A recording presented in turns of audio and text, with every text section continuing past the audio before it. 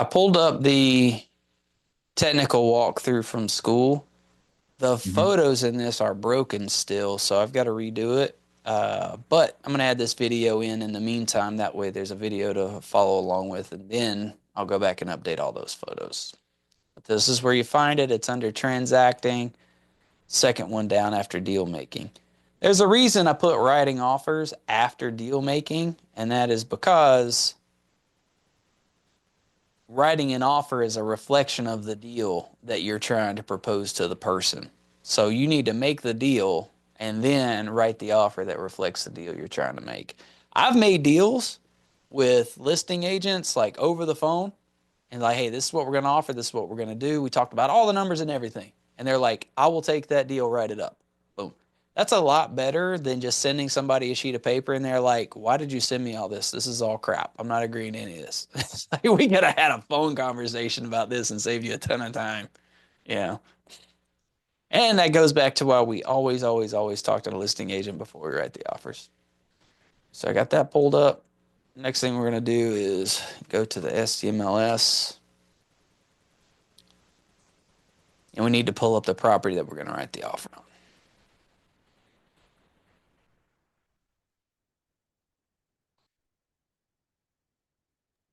Are you just picking a property or can I help you pick a property? Yeah, give me a property. I'm going to do that one in Solona Beach. So it's 417. Give me a second for the thing to load up and I'll type it in as you tell me. Okay. All right, so 417 Santa Victoria. Santa Victoria, two words. Mhm. I'm going Do to you go have ahead somebody that wants to buy it? manifesting that my guy will buy it. Yes. I do need help now though, because I sent him that information and I haven't heard anything back from him. So he won't answer a phone call, but he will answer a text. So I don't really know what to say besides like, hey, did you understand, my explanation of your options? Or do you need me to, have you thought any more about it? Like, I don't know what to say. What do you recommend? Mm. Uh, let's get through the RPA first, and then Okay. we'll Talk jump about it. into that because Okay. that could take us down a rabbit hole. Okay. This is showing expired. Is this the right listing? Let me see if they pulled it. Hold on. List date was 4/30. It's 21 days. They expired the listing in 21 days. I'm about to look it up. There's no Deborah way. C, right? Yeah.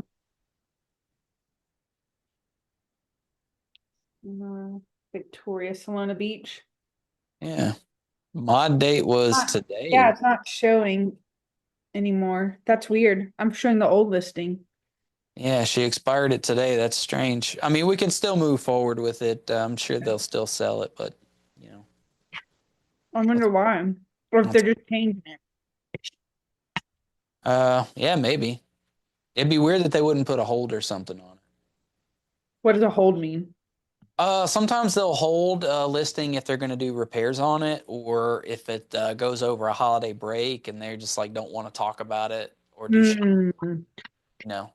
So Especially because if a there's property's Memorial been on the Day? market for like 2 months, 3 months without any action, and the sellers are just fatigued or like, it's getting into summer break and they're like, look, we're freaking tired of taking the dog out every other day. Like we need a break and then we'll put it back Yeah, up. I get that, but there's no one living there. And I don't Yeah. know why she wouldn't want it available for the holiday weekend. Yeah, I don't know. That's weird. Mhm. I want to shoot her a text and ask her if that was on purpose. It went off market today, so Okay. Okay. yeah. Not unless she only was able to get it for but this is one of her flips, is it not? Hmm. Yeah, so it wouldn't expire because she doesn't, get the opportunity to list it. This is her Okay. house. Yeah. Anyways, let's move along. So what I did first thing was I went ahead and copied the MLS number because we're gonna need that no matter what. All right. Next up, we're gonna go to our zip forms login. I've Wait, can got you the. share your screen? Am I not screen sharing? No. I'm screen sharing. Can You, you you see are it, screen Brian? sharing. Yeah, I can see it. Why can't I see anything? I don't know. Are you on the phone or your computer? On the computer, and all I see is y'all's faces. I don't Oh, know. There we go. Matt Honeycutt screen. They must have no. That's weird. Didn't know that was an option because usually when you screen share, it just automatically pops up. So that's what I was Yeah. like. Okay, all good. User error. Okay, cool. Uh, hide floating controls. All right, so went to zip forms login, signing in. This takes us to our form library. Continue to transactions.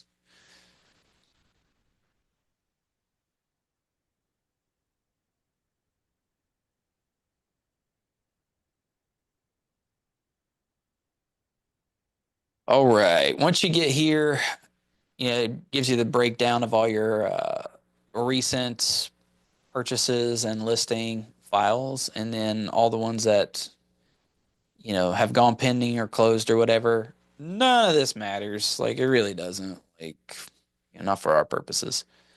So what we're gonna do is you got the bar up here at the top. You're just gonna click new purchase or offer, and then drop in the property address. Santa, what is it? Victoria? Yes, Santa Victoria. All right. We go over here to the MLS. You can put the guy's name. So what's the guy's name? Percy. Oh wait, the guy wanting to buy it. Yeah, Percy. Percy. I'll just do Percy. All right, so MLS Connect. MLS Connect is going to grab all the information that the listing agent already updated into the MLS about this house, so we don't have to redo a bunch of data entry. You see here it says could not load data for this listing. Because it's expired. Possibly. It also depends on what system that she used to input the data. There it is. The PTP, she put it into the San Diego MLS. So now I was able to find all that stuff as opposed to the regional MLS. CRM. Okay. All right. Automatically filled out the property address for us, and we're going to hit residential. It's always residential. Status is active, even though we know this is an expired listing, whatever. We're just going to say active. And then go ahead and hit save. All right. We don't have to worry about this top line up here because we're inside transactions. That's where we want to be for writing an offer. So there's no need to do anything with that. Maybe down the road you can apply templates, but we don't need to worry about that for today. This next line down here, this gray line has the summary, which is the default page it automatically takes you to, which I don't really care about this at all. But parties, this is all the people that are involved with the transaction. This is going to make it a lot easier to fill out the contract and then also get it signed. And then the documents, where we're actually going to upload the forms to get filled out. I never worry about checklist or notes or history. Maybe e-sign, but you don't even have to click this button to get to e-sign because later on in the process, once we get the contract filled out, there will be a way to just click next and it'll automatically go to e-sign. So in short, you only need to chill on parties and documents for this tab. So we'll start with parties. All right. His first name is Percy. What's his last name? Um, I gotta look it up. I don't have it on the top of my. Let me think what it might be. I'm just gonna do Smith and his Yeah. I mean we could put his email in here. All right, so Percy Smitty 5454 at yahoo.com. And then if this is the first time I've ever done anything with this guy, I'm gonna go ahead and put save to address book. Okay. And then that way, if say this offer doesn't work out and I go to write another one for him later on, I don't have to redo all this. I just find him in the address book. Go ahead and hit save. And that's all you need to do with him. Anywhere in the contract that there's a space for buyer number one, it's automatically going to slide his name into that spot for us, so we don't have to think about it. And when you do enough of these things, all that time really adds up. All right. Before, when we first click the button for creating this new purchase offer, if I had templates already stored in my zip forms, it would give me an option for which template I wanted to use, like for a VA buyer, conventional buyer, cash buyer, mobile home buyer, whatever. I don't have any of those templates in mine. You can have them in yours if you set them up, but I didn't. And if that were the case, it would have automatically popped up the purchase agreement, the buyer representation agreement, and all that stuff. But I don't have any templates, so I'm going to add all this stuff manually. Which, in order to do that, I just go over here to the All Forms button at the top right. And then from there, I just need to go down and find the ones that I need. Now, you either have a transaction coordinator that will tell you what forms that you need to put in, or you're an experienced agent and you know what you need to put in, or you have your mentor with you and they'll tell you what forms you need to put in.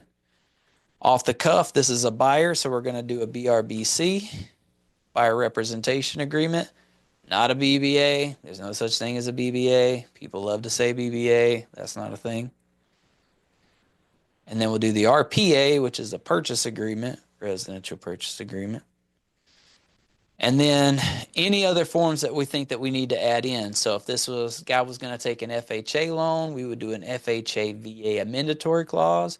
If this was a mobile home, we might do a mobile home addendum or use a mobile home offer. If this property was on a septic tank, then we might do an SWPI, the septic and well inspection disclosure, whatever the case may be.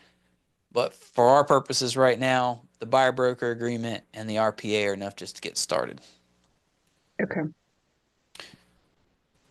If you click on either one of these, it's going to take you straight to the workspace. You see workspace here, and then grab from transaction button down here.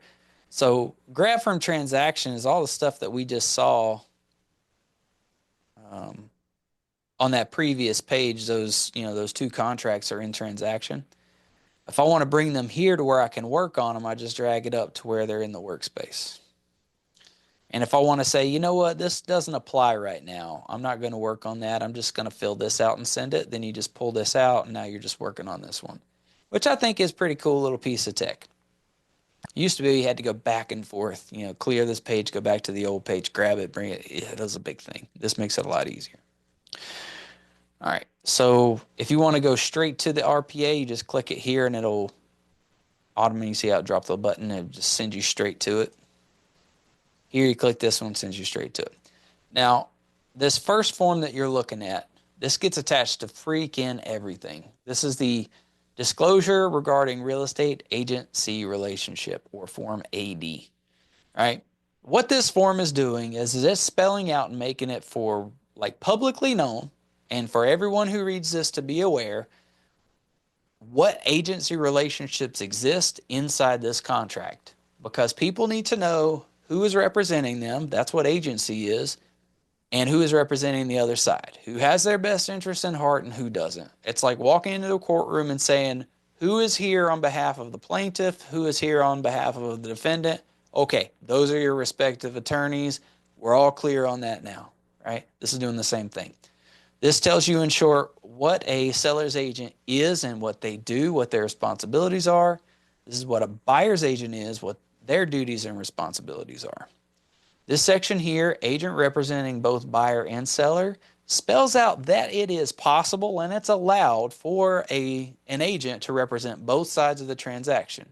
There are rules that they need to follow in order to do that, so that their fiduciary responsibilities to each person are not contaminated, and that they can do that as long as both parties agree to it.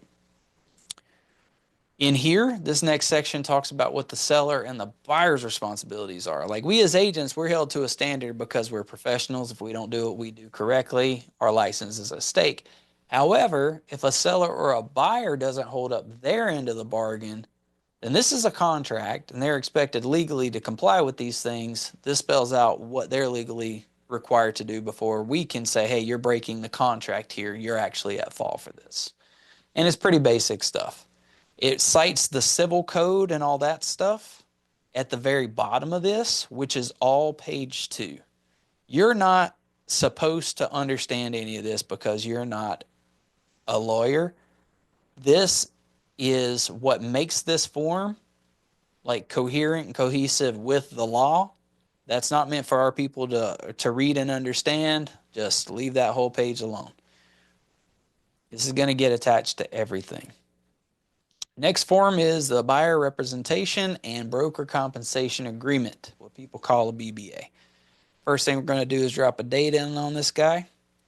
This says it gives Percy Smith, the buyer, he's giving us, eXp Realty of California, because we are working for a broker, right? If we were our own broker, it'd be our name, but because we as agents are working for a broker, he's actually giving the broker the right to all this and through us as an extension, okay? That's why it's going to be, he's given eXp Realty this opportunity to serve him. All right. Terms of representation are all spelled out in this big title down here. This table just makes it super simple. The way these tables work, by the way, is it used to be in these contracts. It would have like every paragraph lined out and it would explain what the role and responsibility and obligation was in each one of those sections. And then it would have a, in this long write-up, this long explanation of, all these things like you see here. This is the explanation of what all these things mean, right? This is the information. It used to be that they would just put line items inside of each one of these paragraphs where you'd fill it all out. And you'd have to go through the whole document just to put in all that information. And that was draining. But what they did was they said, hey, we're just going to compile all that and condense it up into this table. And then we're going to refer from the table what section that actually pertains to. So if a person had a question about line item A1, they could go down and it would tell you in this, well, not A1, but A2, it would tell you what section to go to read about that. So type of representation, if they're like, well, I don't know which one of these that I want, just go to paragraph 4B right here. Non-exclusive, exclusive, all that stuff, right?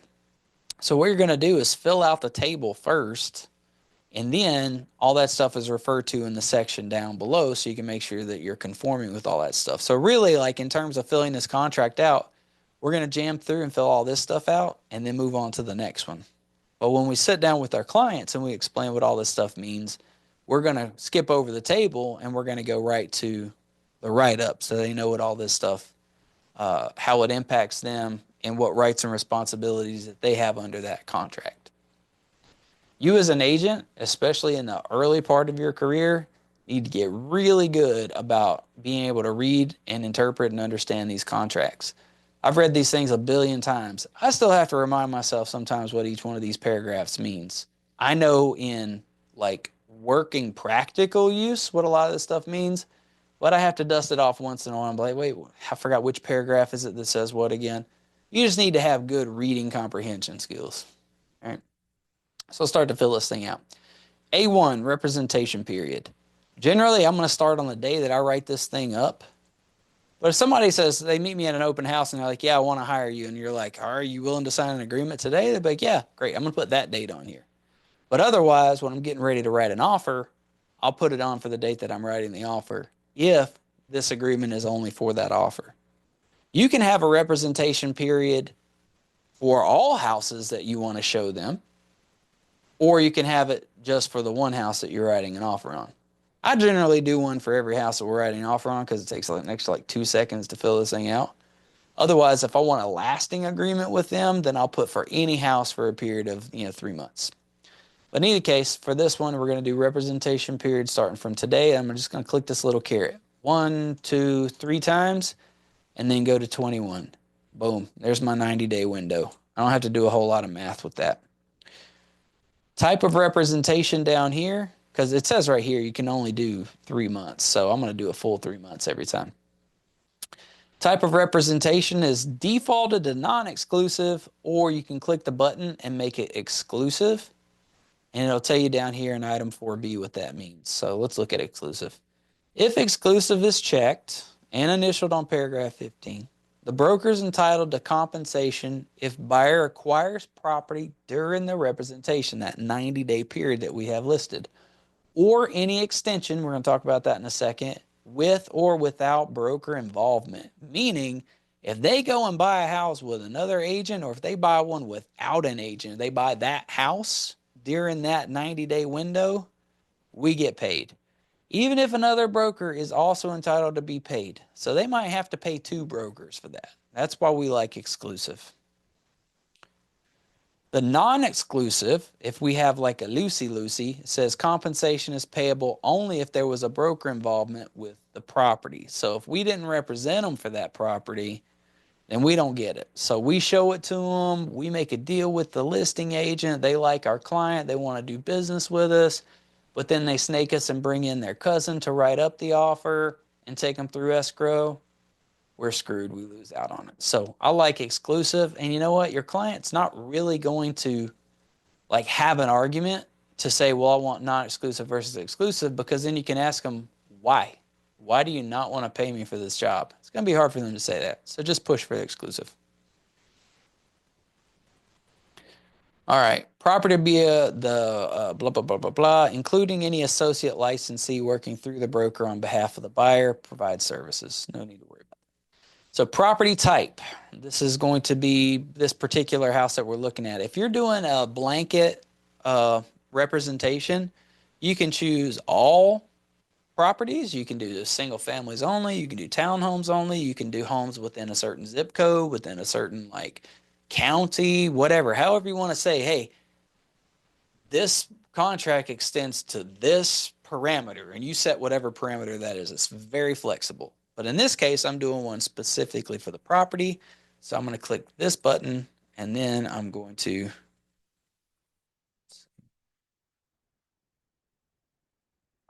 listing info. 92075. I'm just going to put in this particular property. And what city was this? Solana.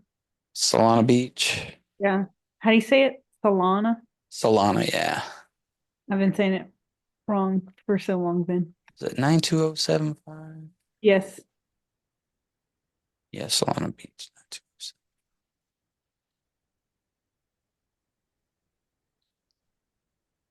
So you can either go back to the listing itself, or you can just shortcut over here to listing info on the side, and then it'll pull all that stuff up for you. I wish it would just automatically put it in there. All right. Solana Beach, 92075. I guess I got to do California just to be technical. All right. If you were going to just limit it to a county or a city, you'd fill out this section here, and there's no need for any additional description. Additional buyer preferences and priorities. You're never going to need to touch this. We can cover that in another chapter. For now, just skip it. Properties excluded from representation. This would be if they've already got a BRBC signed with another agent for another house somewhere that you can't touch, that you're off limits to. You'd put that in here. And that's very similar to our listings. With our listings, if you take, like, say you get an expired listing, the agent before you may have had interested buyers to that property, and those would be protected transactions. If those buyers came back to the table and wanted to do business, that previous listing agent would be entitled possibly to a compensation for that. We're going to have the same structure with this buyer representation agreement for any previous houses. So if they've had a deal with anybody else with protected properties, you need to make sure that's listed here. This section here talks about the amount of the compensation. You can choose generally whatever the heck you want here. It's completely wide open. But in our case, we're going to go with 2.5% because we're not animals. We've done 3%. We've done 2% in the past. That's what we're asking for our buyers to pay us to represent them. And then what we're going to do is in turn go to the listing agent and ask for them to cover that compensation for us out of the seller's proceeds, which is what we've been doing in Southern California for a million years. We just added an extra step now. You can make it a flat rate, or you could do a more creative schedule and say, hey, you're going to pay us this money. It might be like this percentage plus this flat rate, and then an additional amount of money if the contract goes to this degree. You can be all kinds of creative with it. We don't need to be. We're just going to do 2.5%. Payments received by broker from sellers or others. If broker receives compensation from the seller for broker's representation of the buyer, the amount shall be credited against buyer's obligation to pay the broker. So it just spells out what I just said. The buyer is responsible for the money, but we're trying to get the seller to offset that and pay on behalf of the buyer so they don't have to do it. Broker shall not receive any amount in excess of item 2E1, which is right here. So the broker's not going to get any more than that 2.5% if that's what we have listed on here. So they have to match. It could be a situation where it goes the other way around. So for example, we have a 3% obligation to pay us, right, from the buyer, but the seller is only willing to pay 2.5% of it, in which case we have the buyer make up the remaining 0.5 point. But at no point do we ever go over 2.5%. So we can't have the buyer, be on the hook for 2.5%, but then somehow get 3% from the listing side. If we did, we'd have to go back and redo this contract and reset that to 3% because this sets the overall total amount that we could get paid on the transaction. The continuation period. A continuation period means after the 90 days is up or whatever. We can put in an extension on this so that the person doesn't just write us out and then try to circumvent us and go and get this property without paying us for showing it to them, right? It's the very same thing that exists on listings. I'm going to do 90 days. So what it states is let's just say we take somebody around, we show them properties for 90 days as a bunch that they like, and then the 90-day period, expires. And then they go and write up a friggin' offer on one of the houses that we showed them. They cut us out of the deal. Well, that sucks. We want to discourage that behavior by having a continuation period added to the end. So we have the right to exclusively show them properties for that 90-day period, whatever it may be. But if there was a property that we brought to them during that 90-day period, that particular property gets protected for an extra 90 days after we are done to discourage them from just getting rid of us and finding another agent that'll do it cheaper afterwards. Very similar thing to listings. So you might take a listing and you have an agreement for 90 days or 180 days or whatever with that listing. And then if it doesn't sell and someone comes and tries to buy it directly from the sellers afterwards and cut out the agents, well, you'll have a continuation period in there too of 90 days. So that person would have to wait an additional 90 days after that listing expires and then try to get the listing to buy it directly, and then they'd be able to cut you out of it. So you have to effectively make them wait, whatever your listing period time is, plus another 3 months. So it's just a penalty, and it protects you and your work. If it's any house that was not on that list, then it wouldn't matter. But if it's one of those houses that's protected under the time that you worked with them, then that is going to protect them from being able to do that and cut you out. With non-exclusive, there's a cancellation effective upon receipt, or you can click this and say 15, 30 days, whatever, after the receipt of the cancellation. But if you have an exclusive agreement, which is what we have, then the cancellation is effective 30 days or less. You can choose less, but it's effective within 30 days after receipt. So if they want to cancel on us, then it gives us 30 days grace before it's over, which again is another reason that we like the 30-day cancellation. We like the exclusive representation. Time to deliver the buyer personal or financial information. So in this case, what we're talking about is the ability of the buyer to actually pay a commission and to actually pay for the property itself, right? So within 5 days of the contract or the execution of this agreement, they need to deliver us their personal financial information so that we're aware that they have the means to move forward with that. There's also a form here attached. I'm going to click this button. That way it automatically populates it. When I click that button, you can see that it drops the BFPI right down here. and you can have them fill out all this extra crap. They owe you this within 5 days. Most people don't actually even do it. I was about to say, do we even fill that out? Like if the seller's paying Yeah. for, there's no point. Buyer and broker agree that it's beneficial to both if buyer identifies in writing their financial condition and personal information that broker can use in assessing and identifying properties that might be satisfactory to the buyer.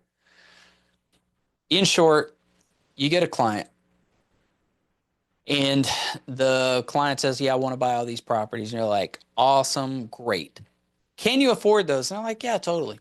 We as like normal smart agents get them through a pre-approval immediately. Like we're not running around showing people properties that aren't pre-approved.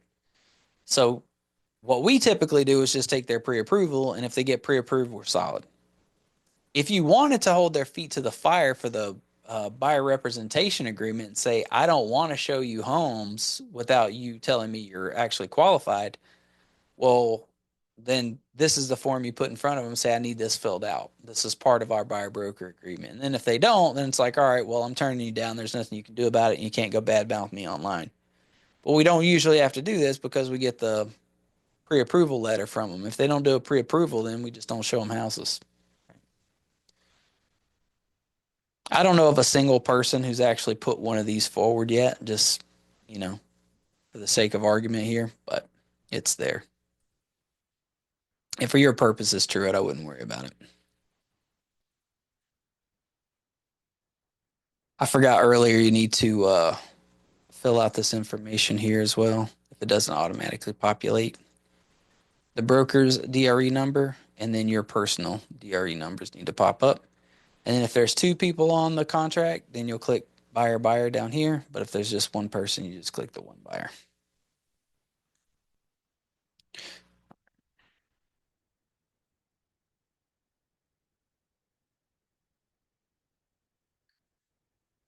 G2, if the buyer does not have sufficient funds to pay the broker, you'll click this button, meaning the only way that they're going to be able to pay us a commission is if the seller pays for it directly, and then they can't, and we know this, they can't pay the full amount if the seller doesn't pay the full amount.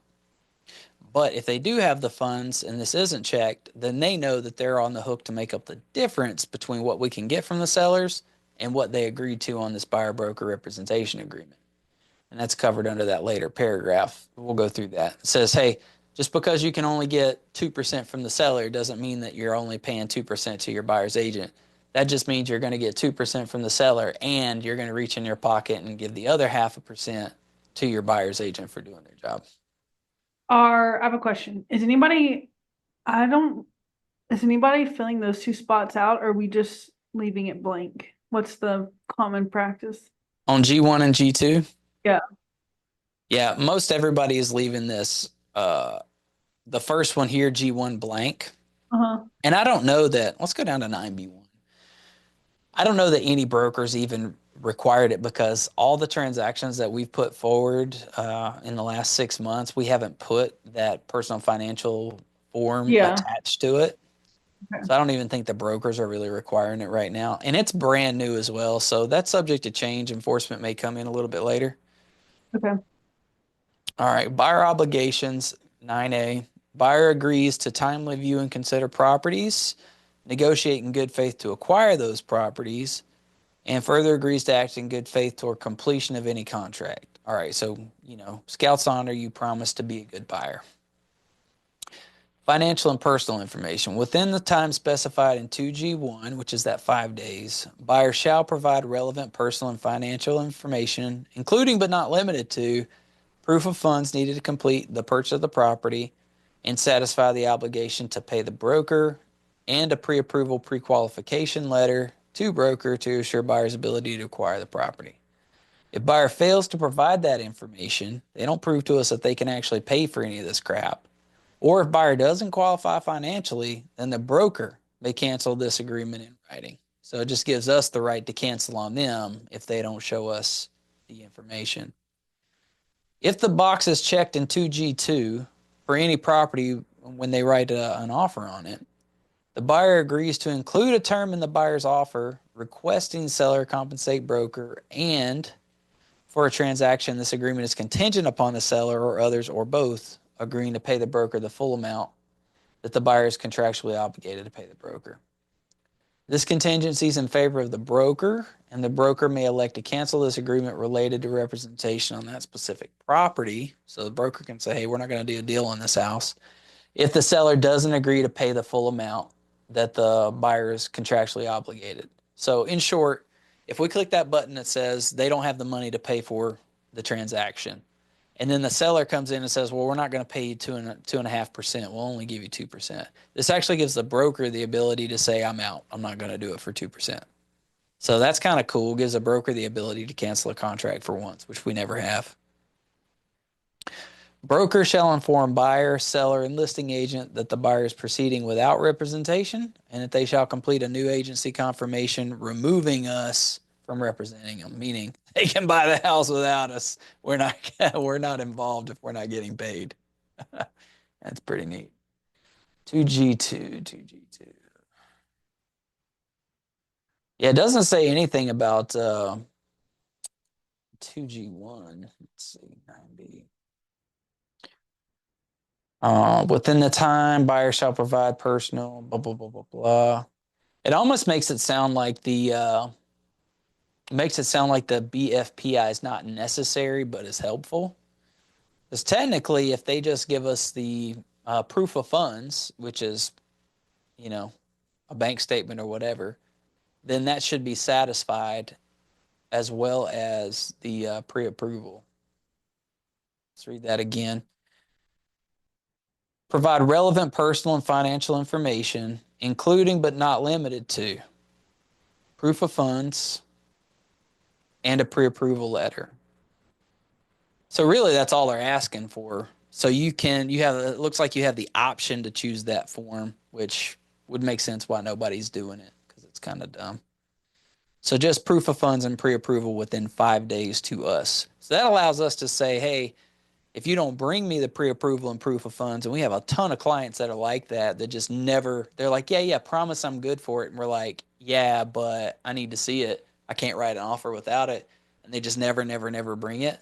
It actually gives us the right to cancel this representation agreement with them if they never bring it.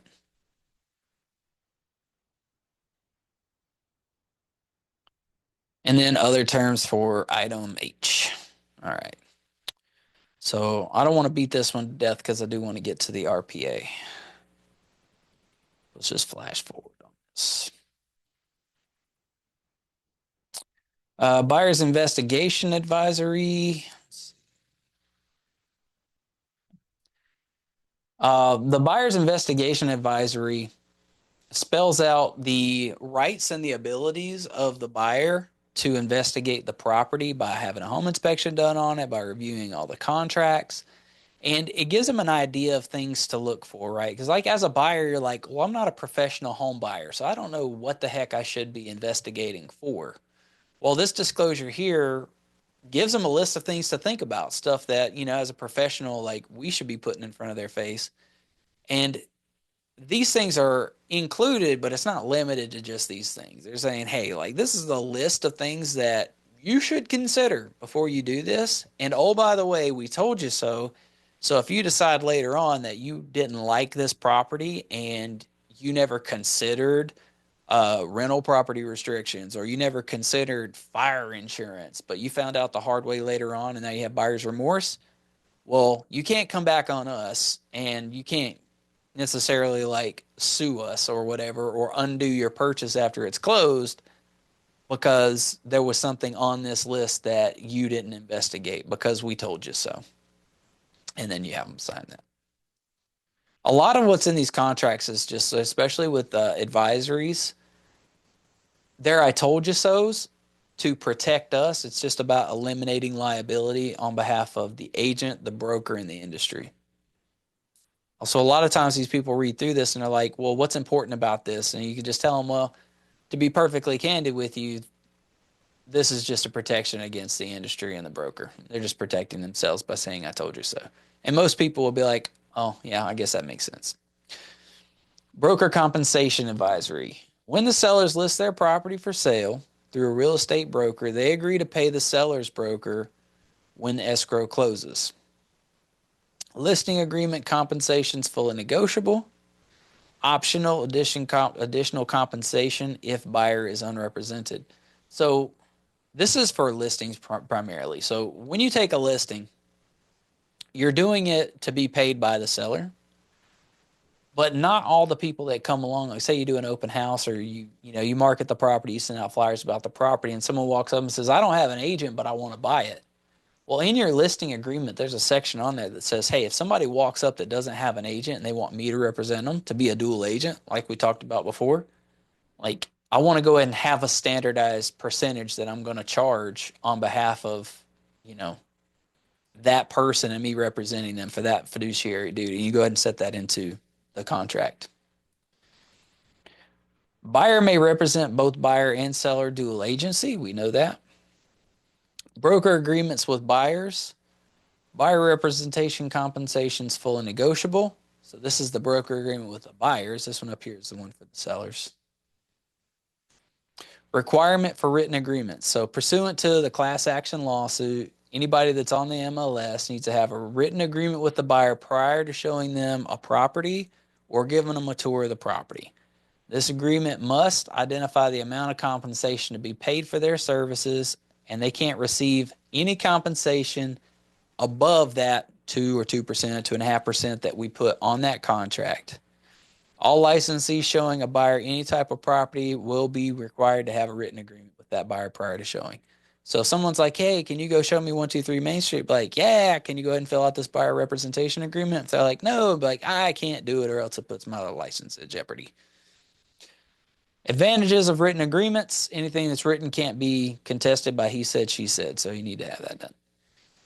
When enlisting a real estate broker to represent them, buyers agree to pay that broker when escrow closes, but the person responsible for payment may be negotiated in the transaction.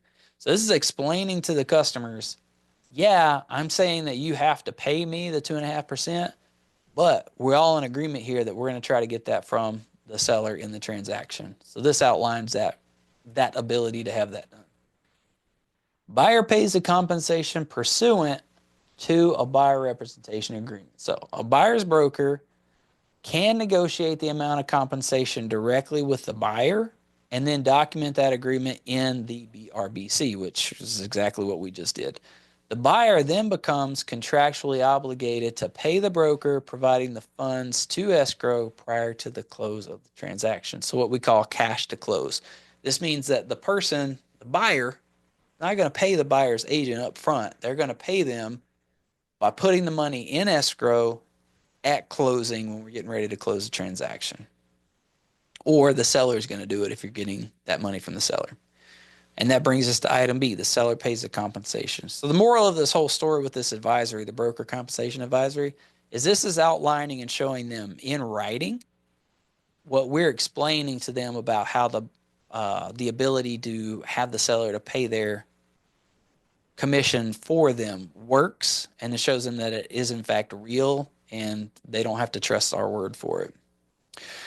Seller pays a compensation. So in this case, buyer negotiates for the seller to compensate the buyer's broker, meaning we put in the offer that we want. On the offer itself, we want them to pay 2.5%. Or buyer's agent negotiates an agreement directly with the seller. If a seller is unrepresented or does not have an exclusive relationship with another broker, then we could go directly to them. Let's say we found an off-market house, like, hey, I got a buyer, and I send a letter to 123 Main Street. I'm like, I got a buyer that would love to buy your house. And they'd be like, all right, I don't have a listing agent. I'm like, cool.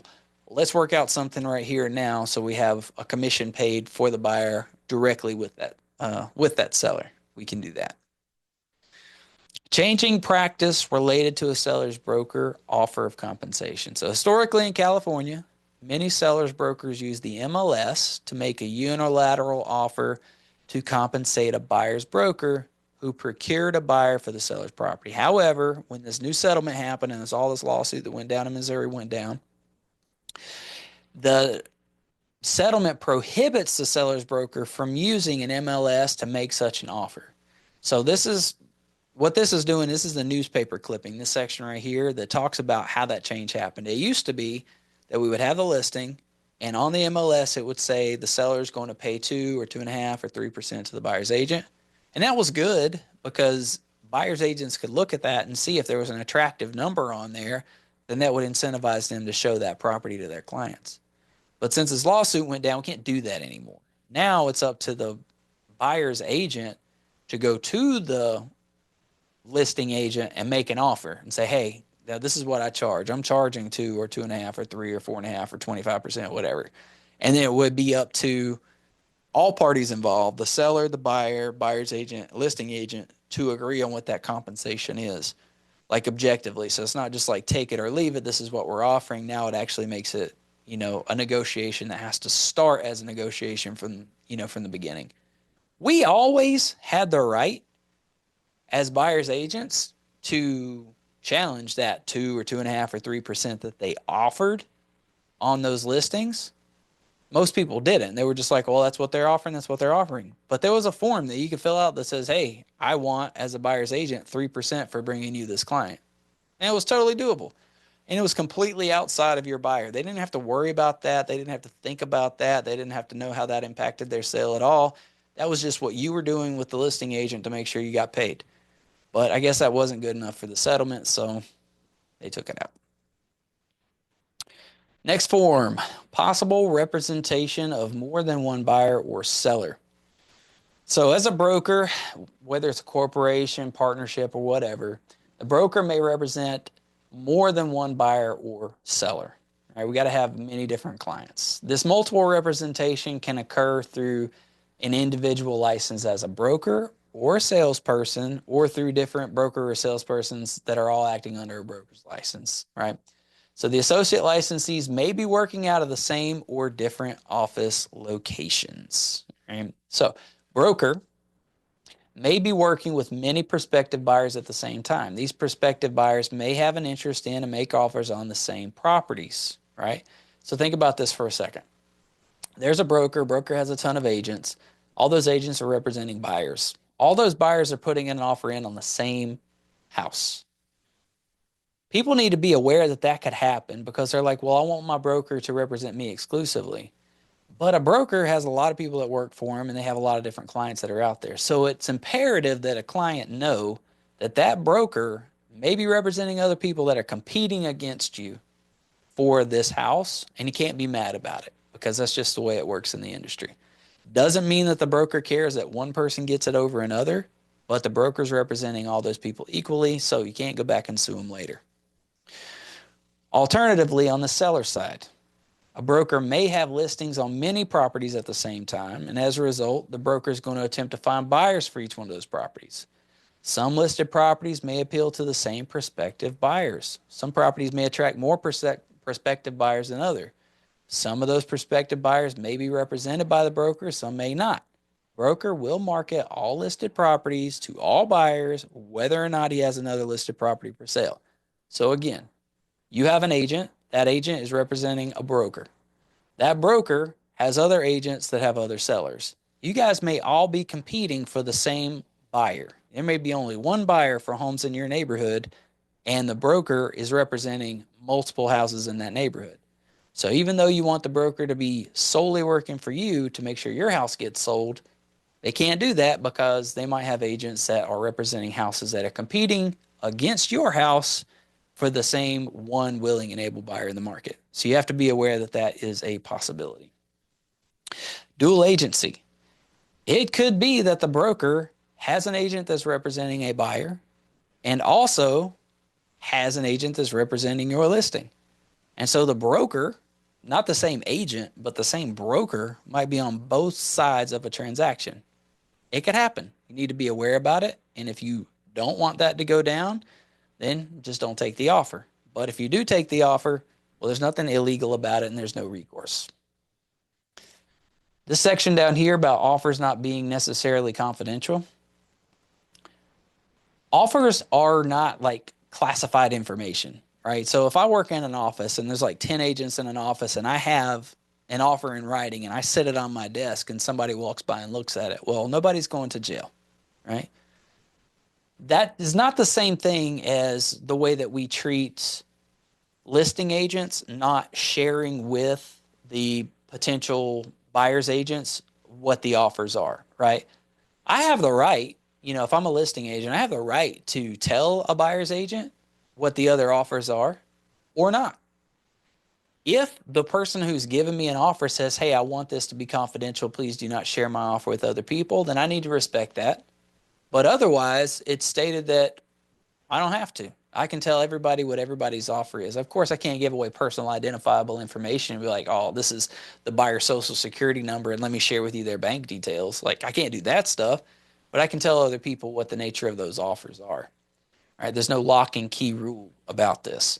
So people think in a lot of cases that the listing agent is like prohibited for some reason from telling buyer's agents like what the other offers are on the table, but that's completely not true. And I've done this many times where I've shared exactly what the other offers are because I think with sharing with that buyer's agent exactly what offer I have, that it might encourage them to give me a better offer, which is representing my client to the best of my ability. So, yeah, I'm going to use that tool. Other times, mystery actually will help. If I don't tell them what the offers are and using good judgment, well, that might be exactly the trick to get them to come up with a higher number to, again, serve my client better and get them the best offer. So that's the PRBS in a nutshell. Next one is the Privacy Act Advisory. You've probably seen this many times. This is a disclosure that tells you what they're going to do with your data, says, hey, we got the right to sell this, blah, blah, blah, and then you sign off on it. You'll notice that we got a disclosure regarding real estate agency relationship all over again. And I told you before, like this is connected to freaking every package. So what we did was we went from the buyer representation package to the RPA package. And so each one of those, packets of papers is going to start with a disclosure, agency disclosure form connected to the top of it. So we're going to go through and just fill it all out. And then we're going to jump into the RPA. So very first off, hit the date prepared section, boom, for today's date. You want to make sure that it's the right person and the right property with the right parcel number listed right here. If you use the MLS Connect button, that's pretty much always going to be correct. But sometimes it glitches and the parcel number will be missing, so you need to double check that. Good piece of advice when you're filling out these RPAs or any of these contracts. You need to be both the worker and the inspector with these forms. So what you want to do is go through, do the best you can to fill out this form, save it, walk away, grab a coffee, clear your head, take a short walk, check your Instagram, whatever, and then come back, take off your, data entry hat and put on your quality assurance hat, and then go through the contract line by line and make sure that you, aka the worker, didn't screw stuff up. QA your own work before you send it out. Get in that habit with everything that you send. Item B, seller's brokerage firm. This should have already populated from the MLS, but it didn't. So we're going to have to go in there and grab that. That's going to be Deborah C. from EXP. And this is her DRE number right here. Deborah C. EXP Realty of California. So we have the same broker. So I can actually just do the drop down here. EXP Realty of California, Inc. License number is going to be the same, 01878277. And I'm just going to pop in her DRE number.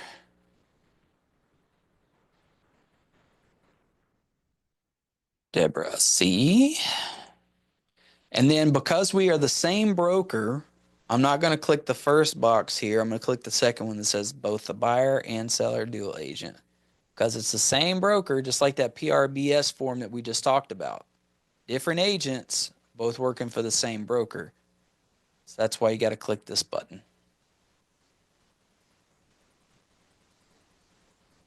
This one down here, item C, says maybe there's more than one brokerage representing a single person, which is weird. I've never had that happen before. But if two brokerages are representing one seller, then you click, or one buyer, then you click that box. All right, the table. This is where all the good stuff happens with the RPA. And a lot of this stuff is pretty self-explanatory, so I'll just kind of push through the easy stuff. Purchase price, 275 million, and we're gonna say that dude's doing all cash. Close of escrow date. You can either choose a calendar date that they're shooting for. Some people only want to close on, like, say, the first of the following month for whatever purposes, tax purposes or something like that, or like they're going to need a pay stub or something. But for the most part, we generally shoot for a target calendar days. The reason that that one is better in most cases is because when you're shooting for calendar days, well, it might be 3 or 4 days before you get this offer accepted. So if you put like an arbitrary, or if you just put a fixed date and then you don't end up getting this thing accepted for a week or 2 weeks, well, now you've shortened that total time frame down to nothing, and that might not work for your transaction. But if you just put a certain number of days after the acceptance, then that's fixed and that's going to ride along with the calendar. So whenever they accept it, that's when your time frame starts. With cash, you usually only need like 10 or 14 days because there's just a home inspection and reviewing the disclosures, and then you're ready to close. But with a loan, you usually need 21 to 30 days because the lender has to do a ton of background work. But we're just going to say in this case, 14 days for cash. The offer is defaulted to expire within 3 calendar days. But I'll be honest with you, most people don't really honor this or recognize it. I've had people accept my offer 5 days after we, submitted it. And most brokers and transaction coordinators like won't even look at it. Some sticklers will say, "Hey, you need to like resend one because this expired and we want to be in compliance." That's fine. It's just a paperwork drill. But for your purposes as a buyer, no one can force you to move into a transaction. If you don't put any earnest money deposit on the table, you can write up all the offers you want. You can write it, it can get accepted by the seller. But if you never actually put in any money, what we call consideration in legal terms, then no agreement actually started. So really, like, the expiration again doesn't mean anything. I have a question. Yes, ma'am. Okay. So the listing agent comes back and says, "Hey, this has expired. Can you do another one and submit it?" Can I just go back to the same document and just change the calendar days, that section C, and resubmit it? Yeah, all you got to do is just go up here to the top and change it from date prepared. Oh, okay. Yeah. I just If didn't you want to make sure you didn't have to go back and collect other signatures again. Well, you'll have to get it re-signed because once you That's what change, I was gonna ask. Yeah. yeah, once you change the date, it is actually a whole new contract, and then they have to re-sign Yeah. everything again. But what if you don't change the date and you just change box C to it's been 5 days, so now or it's been 4 days and you change that to 5 and put a date in that box. Uh, this would be this would be improper because Okay. when you sent the offer and it was um, signed by Hmm. the person who signed it, when they signed it, it sealed that Yeah. information. So if you I made see an what you're saying. alteration Okay. after the fact, then Yeah. basically you just contaminated. Now, some people might argue that you could change that and then have them initial next to it and call it good. Yeah, you could, but if you're going through the process of having them do that, you might as well just change the date at the top up here and then just send it out DocuSign again for them to sign and then be, Yeah. undeniable. I understand what you're saying, and I agree. I was just wondering if there was a shortcut. Yeah. I mean, you could, but If they're signing it anyway and initialing it, there's just no point. You might as well just do it the right way. might as well do it the right way. So we'll leave that. I mean, you can change this to say, hey, this is good for 15 days if you want to, but whatever. Nobody does. D1, the initial deposit amount. So you'll see under the initial deposit, this is a good faith deposit, right? This is the escrow uh, earnest money deposit. This is what makes it an actual deal because without consideration, a dollar or more, you don't have a deal. So it says right here, within 3 business days after acceptance, that's when you're going to give them that money. If within 3 days, and that's why a lot of escrow companies won't even start the process of typing up and sending out escrow instructions until they've gotten that money, because if they don't have that money, they don't have an escrow, and they know that they're just going to waste their time. So if you don't have the earnest money deposit in within 3 days, you're going to have the listing agent knocking down your door. You're going to have the escrow company blowing you up, asking you for the money because nothing's going to kick off without that. Technically, you want to have it in, like, I mean, as soon as possible, like the following day, if possible, just get it done. Because then you can stay in your time frames. If you wait for 3 days just to start, then, and that's business days, by the way. If you wait 3 days to start, then you could really eat up the 14 days of the transaction that you have to work with. Initial deposit amount, just in Southern California, what we typically do is 1% of the purchase price of the property. For some reason, this form won't let you just say 1% and it do the math for you. You have to do the math and then it tells you the percent, which is freaking stupid. But it is what it is. So 27,500 is 1%. If you want to appear strong, do 3%. I've seen people do 5, 10%, especially if it's cash. So like I'll put 25% down for earnest money deposit. I don't care because they know they get that money back, if they end up not moving forward with the transaction because they know that they have so many protections. And that's the key to the RPA is the RPA is a buyer protection device. Yeah, it's telling the seller, this is what I'm offering for the house and these are the terms that I'm offering and stuff like that. But what this thing does is it gives the buyer several ways to walk away from the transaction and keep their earnest money deposit protected. And the fact that that money is sitting with the escrow company and not in the hands of the buyer makes it even harder for the buyer to walk away and take that money or the seller to walk away and take that money if the buyer's not happy with the transaction. If you go so far as to release your earnest money deposit early to the seller, then you're putting your money at risk. But there's only a few rare opportunities or reasons to do that. And we generally don't recommend that, like ever. So earnest money deposit, it goes into the pot at the beginning of the transaction is what allows the transaction to start. So you have as a buyer, if you decide that you don't want this house and you want to walk away, you can walk away at any time. You can walk away the day of closing. Don't sign the documents and don't buy the house. No one can force you to do it. But you will lose that good faith money if you do that. That's the only thing that you stand to lose if you decide to walk away. Now, in the contract, it does state that a seller could go after you as a buyer for more than just the earnest money deposit. They could actually force you to move forward and buy the house if you decide to pull the rug at the last minute, or they can sue you for the earnest money deposit plus any attorney's fees or things like that, damages on top of that money. But the ability to enforce that is very difficult, and it's the likelihood that they'll actually be able to do that is super slim. And none of the brokers want that to happen.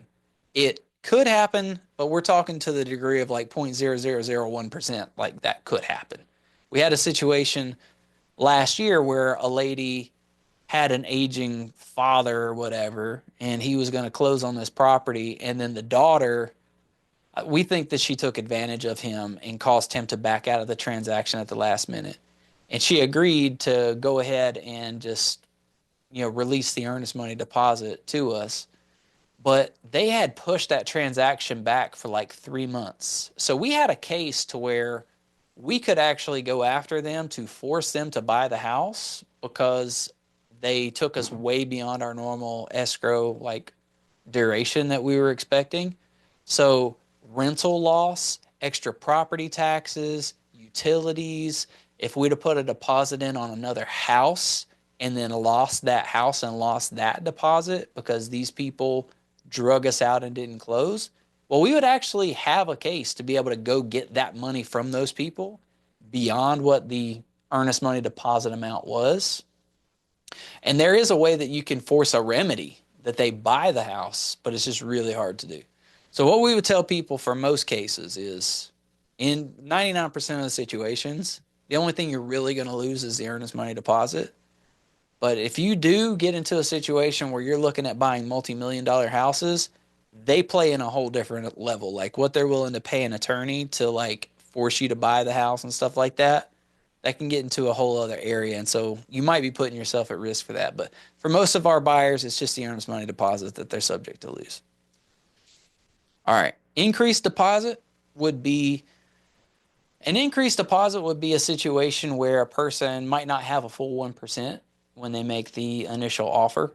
And let's just say it's somebody who's like, they make really good money month over month, but they like used all their savings to pay off all their debt, which we have a lot of buyers who do that. And then they show up to us like, yay, I am debt free. I'm ready to buy a house. And we're like, cool, how much cash you have? And they're like, none. I need cash. And it's like, yeah, you got to have cash to buy a house. Well, mainly you need cash for the earnest money deposit, if not just for closing costs and down payment. If they're using a VA loan, then we can get, there's no down payment and we can get closing cost finance. But to not have any earnest money deposit can be a deal breaker. So what we've done in the past is we talk to the listing agent and we say, hey, we don't have the full 1% for closing costs, or for the earnest money deposit. So what we're going to do is we're going to give you like $1,500 or $2,000, whatever we have now. And then on payday, 1st or the 15th, we'll deposit the remainder and get that called up to the full amount. And then you click this box right here, and then you'd fill out the form that shows all those extra items on it.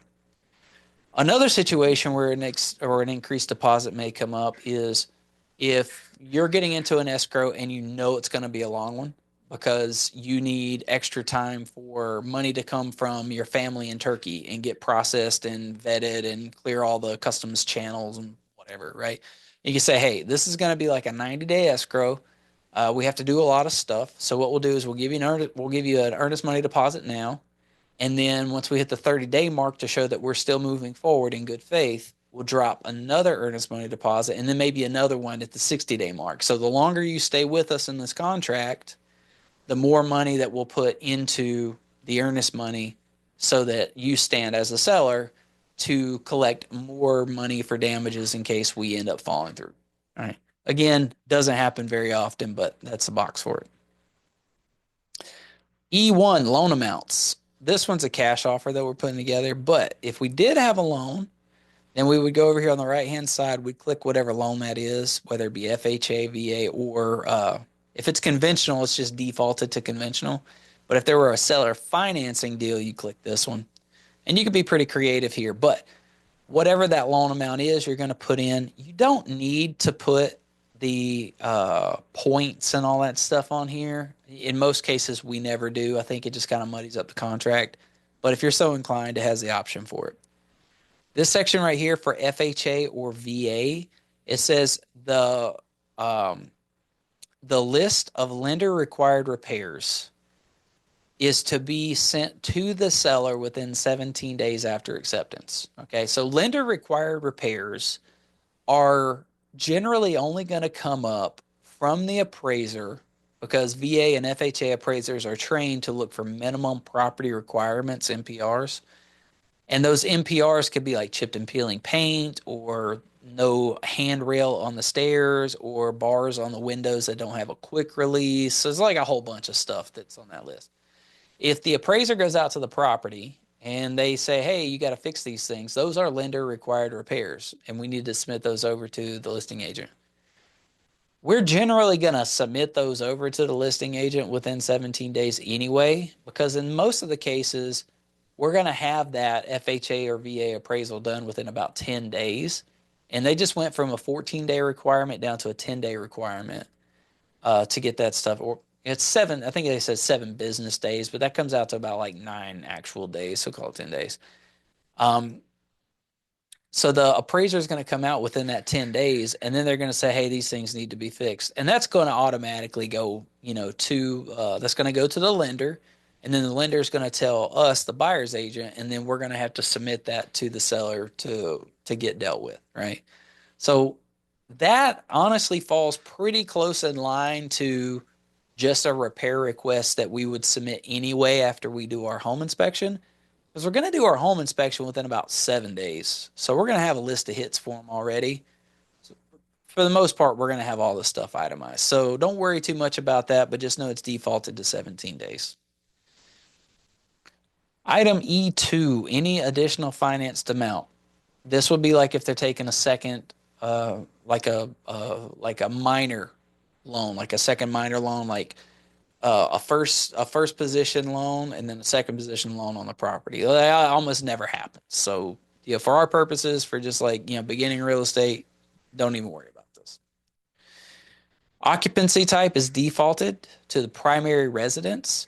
If they're buying it as a secondary or an investment property, you can click one of these buttons down here. But for the most part, we're representing buyers who actually just want to live in that house. You'll notice down here under item F, it does the calculation for the balance of the down payment. In this case, you'll notice the $27,500 earnest money deposit has been accounted for in this math. So you do 27,22,5, and then you add the 27,500 to it, and that gives you the total purchase price that we're offering of 2.75 million. It automatically did that math. Because this is an all cash offer, it's understood that that earnest money deposit is going to just push forward to the seller at the close of escrow because you're going to bring in another amount supplement to that for the full 2.75 million that makes up the total amount of money.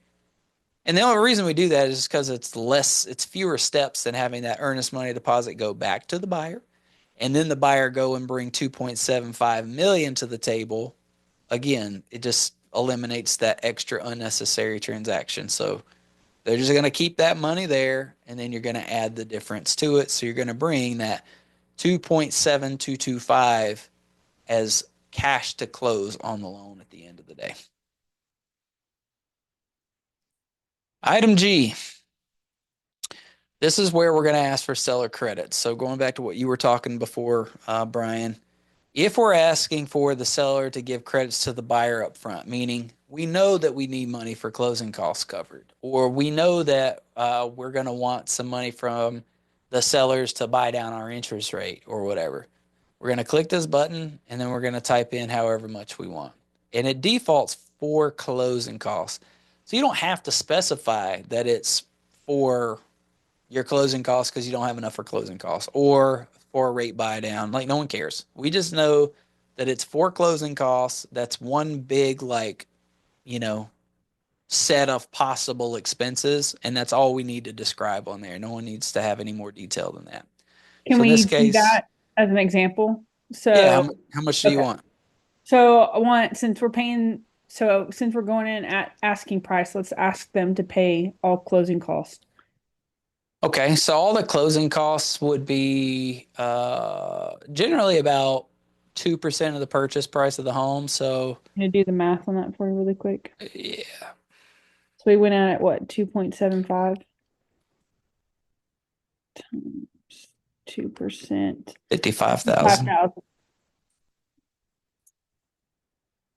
So We're that just closing. means, so we're saying like, hey, we're coming at this, but we're expecting the seller to pay 55,000. So our actual mortgage would be almost 2.7, a little shy of that. Well, in this case, because I put cash on here, this Yeah. 55,000 is money that's expected above that 2.75 purchase price, right? So we wouldn't write our offer in at, okay, so what would you write your offer in? You would write it lower than Yeah, so like if you got the listing agent to agree that they would sell you the house for 55 grand below asking price, then you would write the offer this way. But if the listing agent said, we're not going to take a dime less than 2.75, and you Mm-hmm. say, hey, that's great, I just don't have the cash for closing costs, then you would do, well, it wouldn't work with a cash offer. It only worked with a loan offer.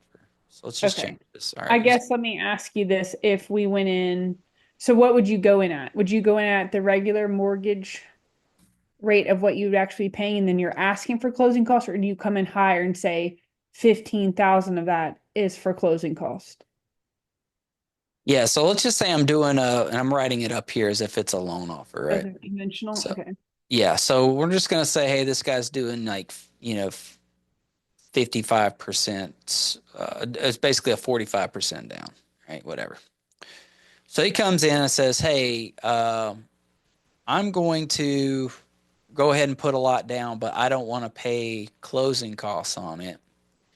Um, because maybe he wants to hit a certain monthly payment, right? So if the seller's like, "Hey, man, we're not going to take a dime less than 2.75 mil," and your guy's cool with that, then we're just going to plus this up by 55,000. So let's see what it's at. Do the math on it. Okay, I see what you're saying. So we do need to come in higher if we're expecting. So whatever you're expecting them to pay, you come in without already factored in. Yeah, exactly. Okay. Sometimes if I know the listing's been there for a long time and I know I can get it cheaper, then I'll put asking price with a With seller credit. Yeah, that's what I was trying to get at. So let's say he wants to come in at asking price to include seller credits. Yeah, then he knows he's going to be getting it 55 grand below ask. Okay. That's where, okay. Yeah. Understood. Got So it. I'm just going to leave this like it is. So, like in a normal situation, let's just say this was a VA loan, right? Because it's generally only going to happen. It happens with VA loans more than anything, or low down payment loans. But let's just say it's a VA loan that automatically populated an FHA VA amendatory clause over here, by the way. So in this case, the seller says, hey, we're only going to take, you know, net 275 to the seller. Like, all right, cool. Then you would add the 55,000 to it. And then you do 1% of that total inflated number.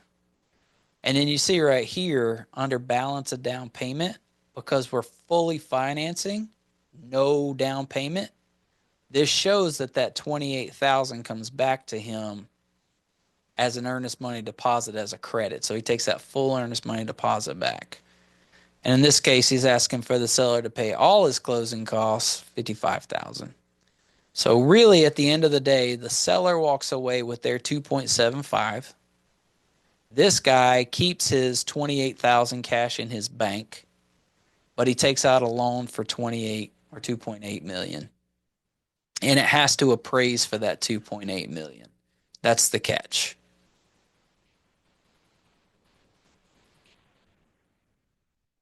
Okay. But if we wanted to do asking price, Yep. If we wanted to okay, do asking price minus, 55.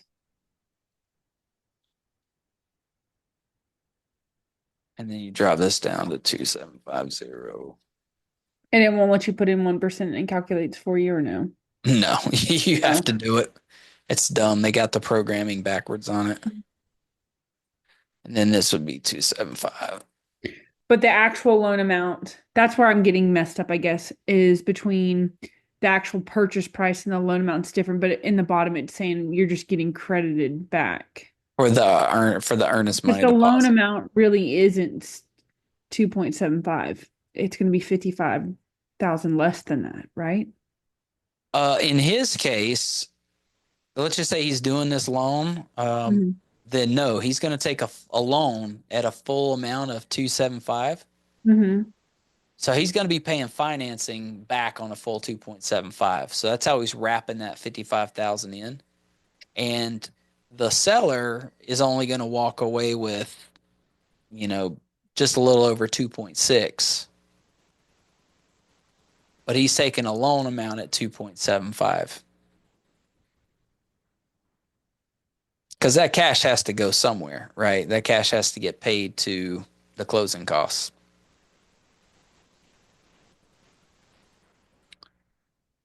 Is this guy looking to do all cash or is he looking to do a loan?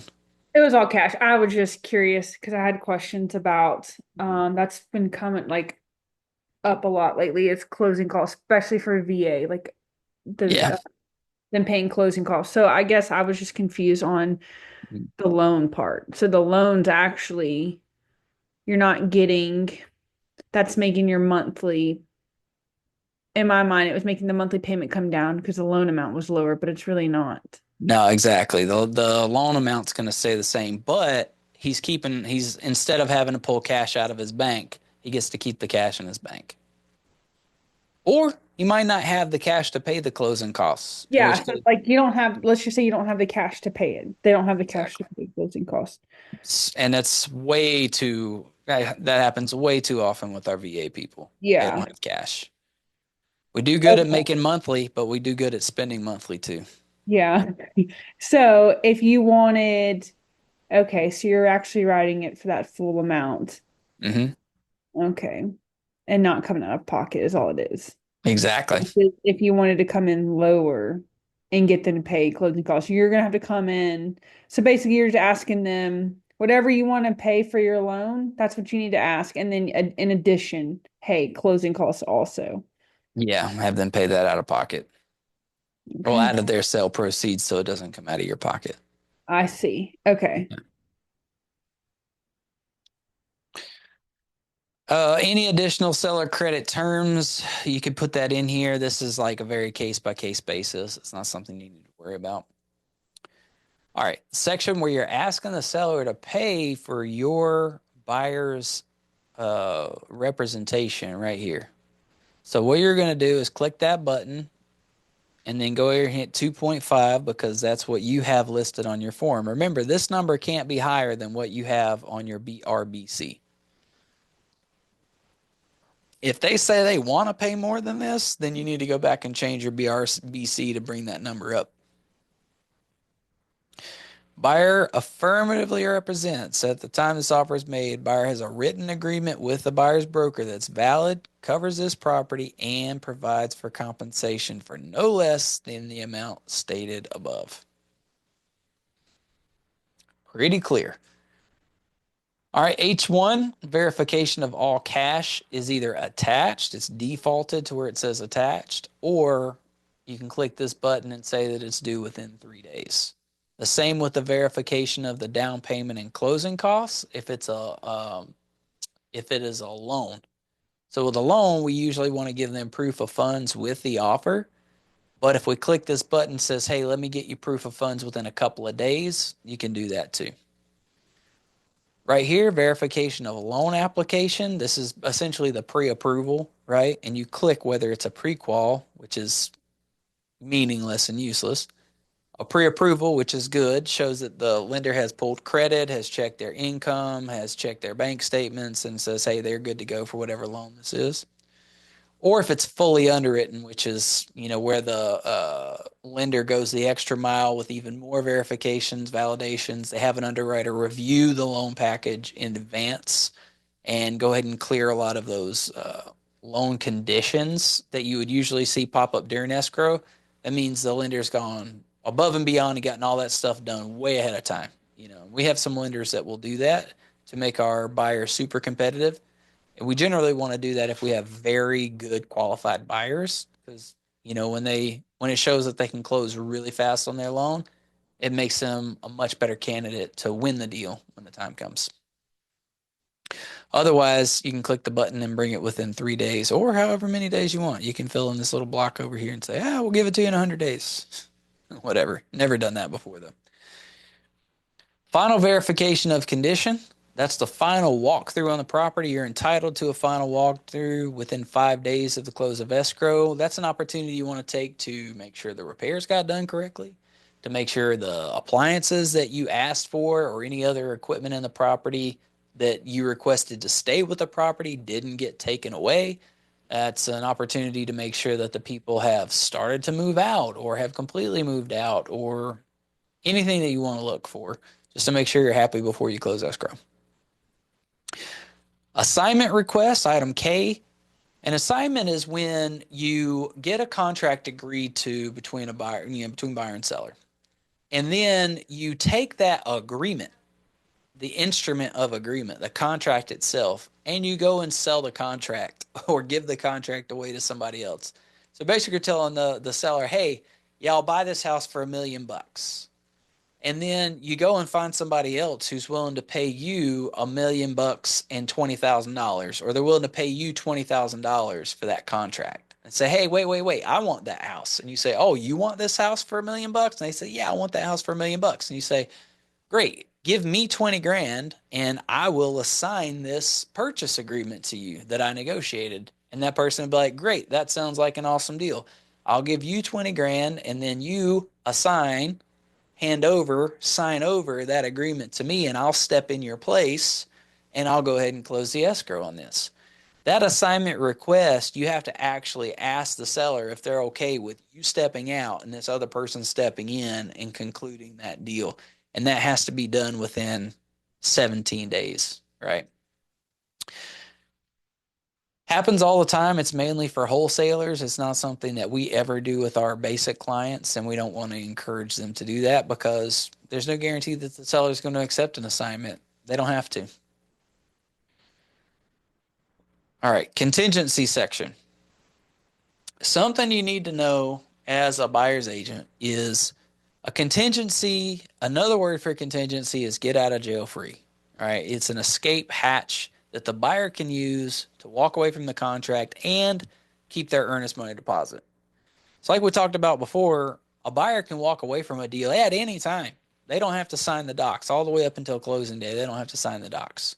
Yeah, to a very, very, very, very extreme extent, they might be facing some legal penalties if they do that. But just in the like reasonableness category, like 80% of the time, it's just their earnest money deposit that they're going to lose. And they'll lose it. But if they haven't signed off all their contingencies and they cancel the contract, well, then they're going to keep their earnest money deposit.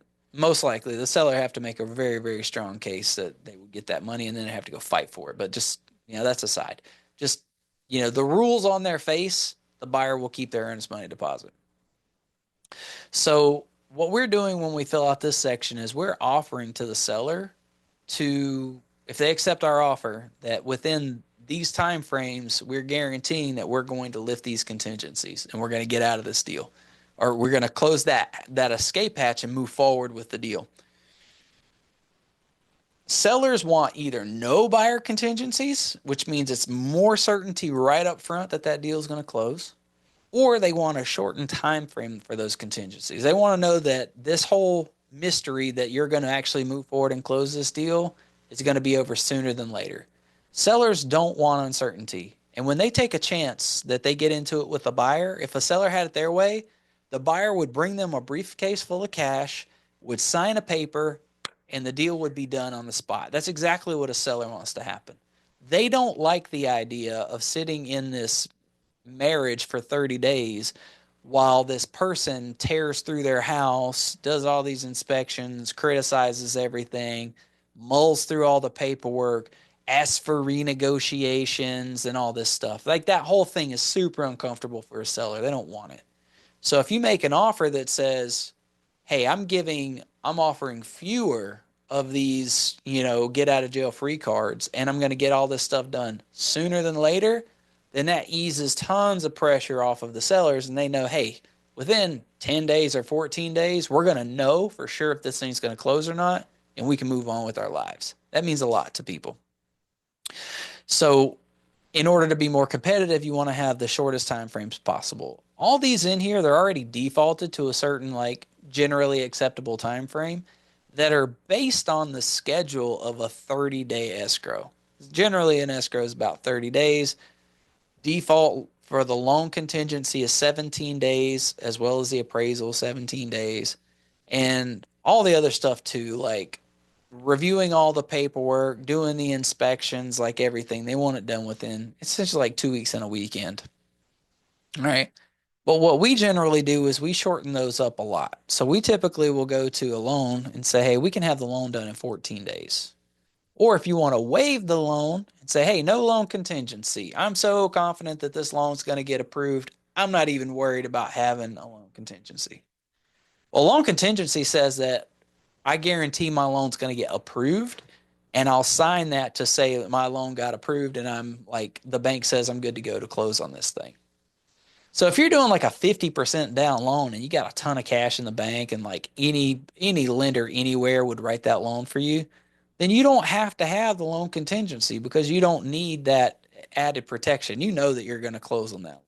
So you might waive that contingency. If you do, you click that button and then it'll pull up. Actually, you got to go down here and hit this one. And this gives you a contingency removal form that goes along with it that spells out which contingency that you're removing.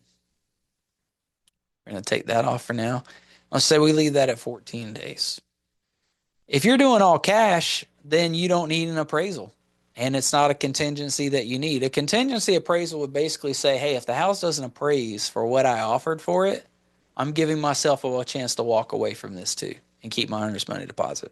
Again, sellers don't like that. They want to know that who cares what it appraises for. I don't even care if you have an appraisal. I want you to buy it because you said that's what you're going to buy it for. But if you have a loan, generally you don't have a choice. Unless it's a really high down payment loan, you don't have a choice. You're going to have to get an appraisal. So we'll do 12 days for the appraisal on that one. That's pretty common for VA. But if you were going to waive the appraisal, you click this button over here on the right.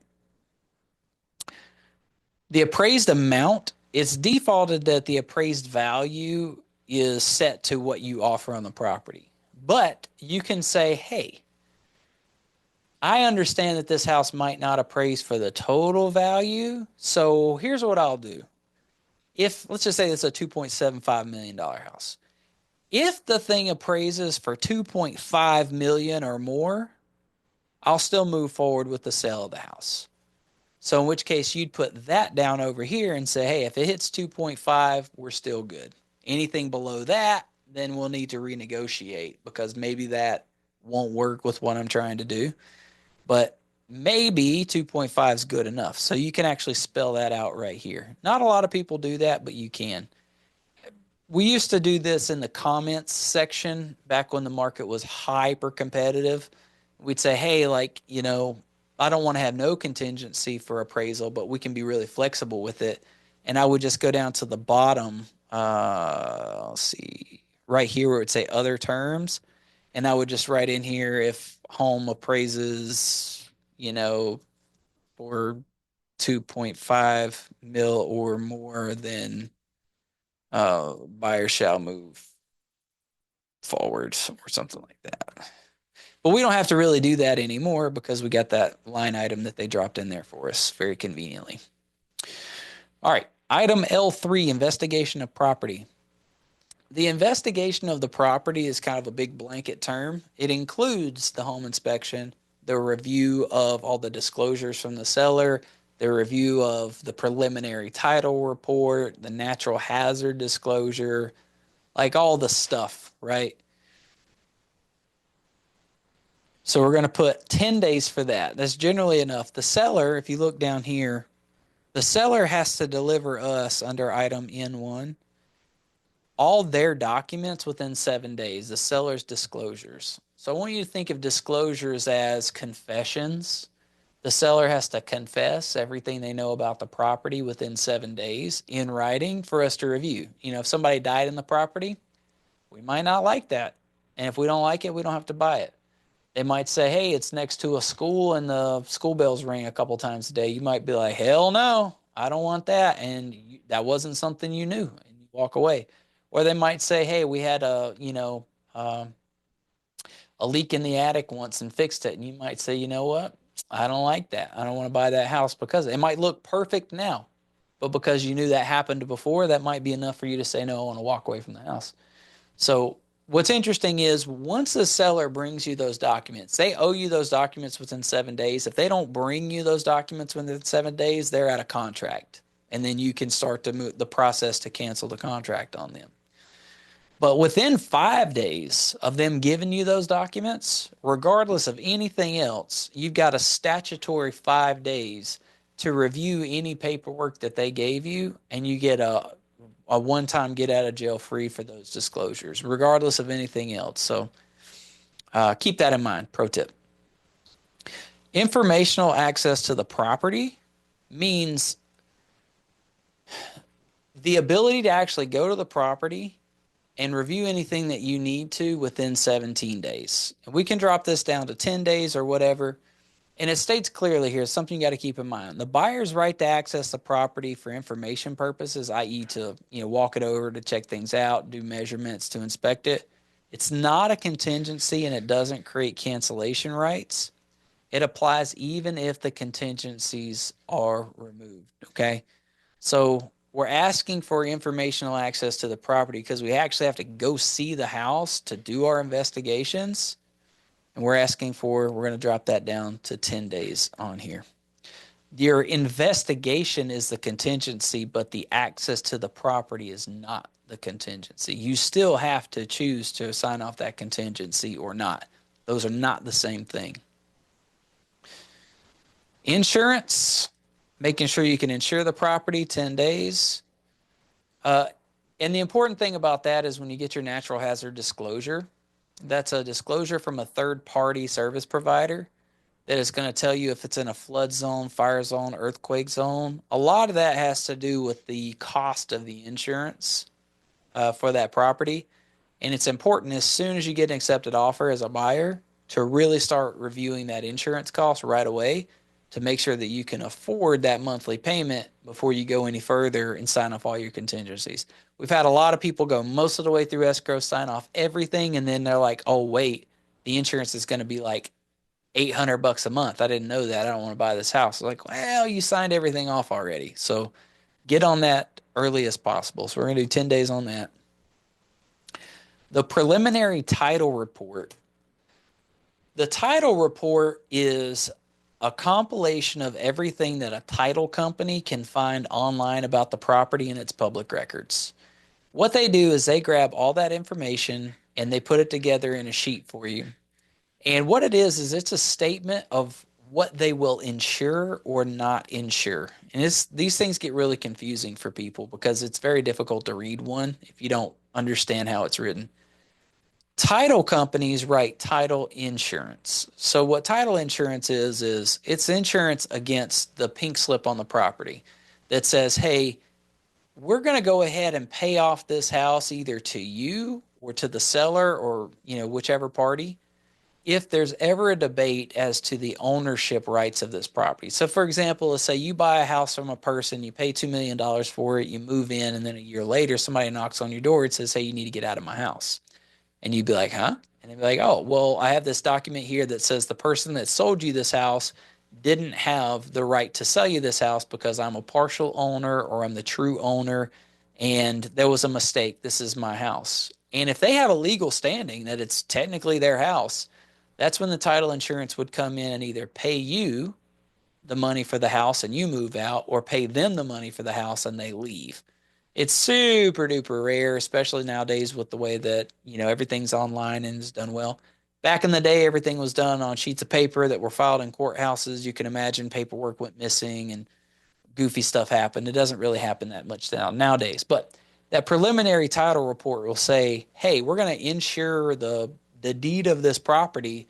And all these things are exclusions. These are things that we found publicly that exist against this property that are not reasons for us to pay you if you move forward with this house. So you'll just need to review that and make sure everything's good. They owe us that we're going to ask to get that within 10 days. It's just usually easy. They can get those done in like a day or two. Common interest disclosures. Common interest disclosures cover, let's just say you had like a condo, right? And there's a portion of your condo that's exclusive ownership that belongs to you. And then there's a community element to where you have a partial interest with all the other residents. Say you live in a condo or you're buying a condo and there's 100 units. Well, you have 100% ownership of your unit, but you have a 1/100th ownership of the park and the parking garage and the pool and stuff like that with other people. So if you're in a situation where there's some aspect of what you're buying that has some overlapping ownership with other people, whether you're in an HOA or if there's CC&Rs on the property or something like that, they owe you all that paperwork to tell you what that common interest in the property is for you to review. Because if you didn't know you're going to be sharing that property with other people or how legally you were going to do that, well, that would be grounds for you to cancel the contract. Review of lease or liened items. Again, like if somebody has like a solar panel lease on the property, or if they have a farm lease, like a tractor lease or something that conveys with the property, who knows, or leased water softening or something like that, they're going to have to get you that information as well. We're going to ask for that in 10 days. Item L9 is a sale of a buyer's property. So if you, for example, were buying this property only if you could sell the house you live in, then that would be a grounds to have what we call a COP form. It's a contingency for sale of your property, right? So you would make this offer to the sellers and say, hey, sellers, I'm going to buy this house, but the only way I can close on it is if I effectively sell my current place. And I need you to accept this offer under the condition that I sell my other place. And if I don't sell my other place, you as a seller need to be cool with letting me off the hook, giving me an extra contingency, an extra get out of jail free card because I didn't sell my house. Now there are limits to that, and if you click this form, you click this button, it'll pull up the whole form over here. And you can set all these timelines in it. You can say you give me a 17-day window to get my house in contract, or you give me a 45-day window to have my home sold, or whatever you agree to. It's between what you and the seller, come up with there.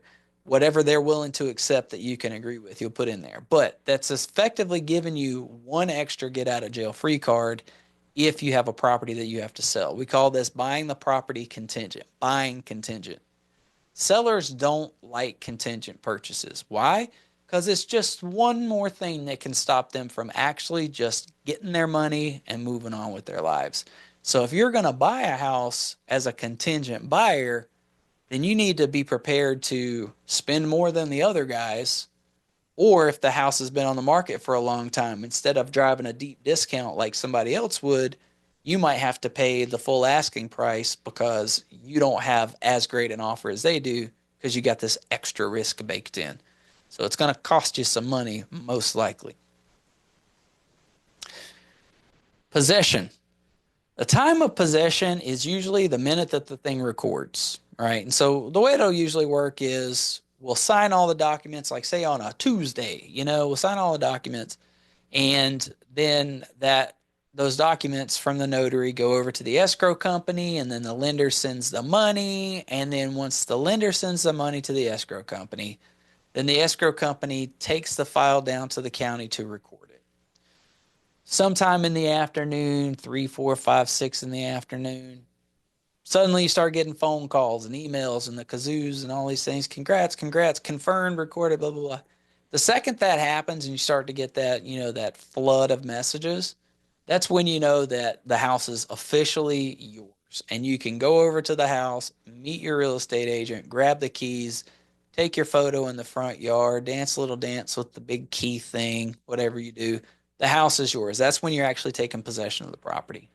Sometimes, though, you're not able to take possession at the moment that you record, right? There might be something that might say, hey, we're going to record on Thursday, but we're going to still be packing out, because of XYZ reason. So we're going to ask to, hand you over the keys at 8 p.m. that evening instead of the second it records, or 9 a.m. the next morning or something. Or the seller might say, hey, we need 2 days to pack out or whatever.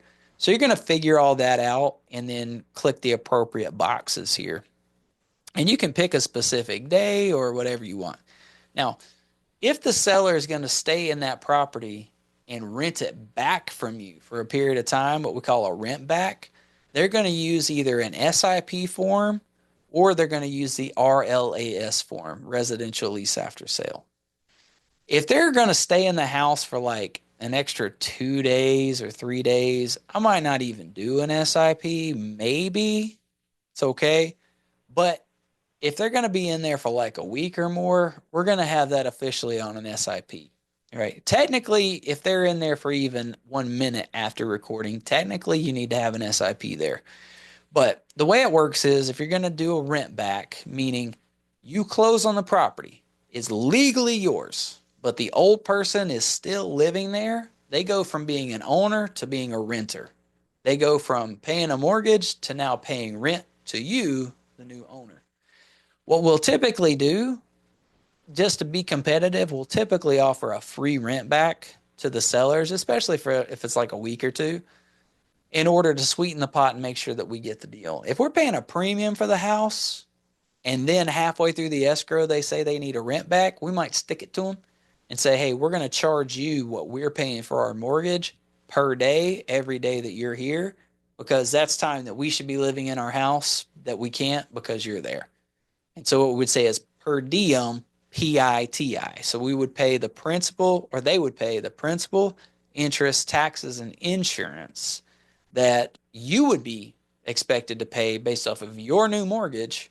We would ask them to pay that on a per day basis for the entire time that they're there.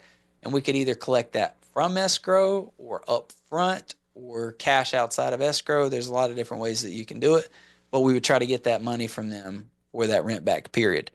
If it's less than 29 days, there's a simplified form. That's the SIP form. That's really easy.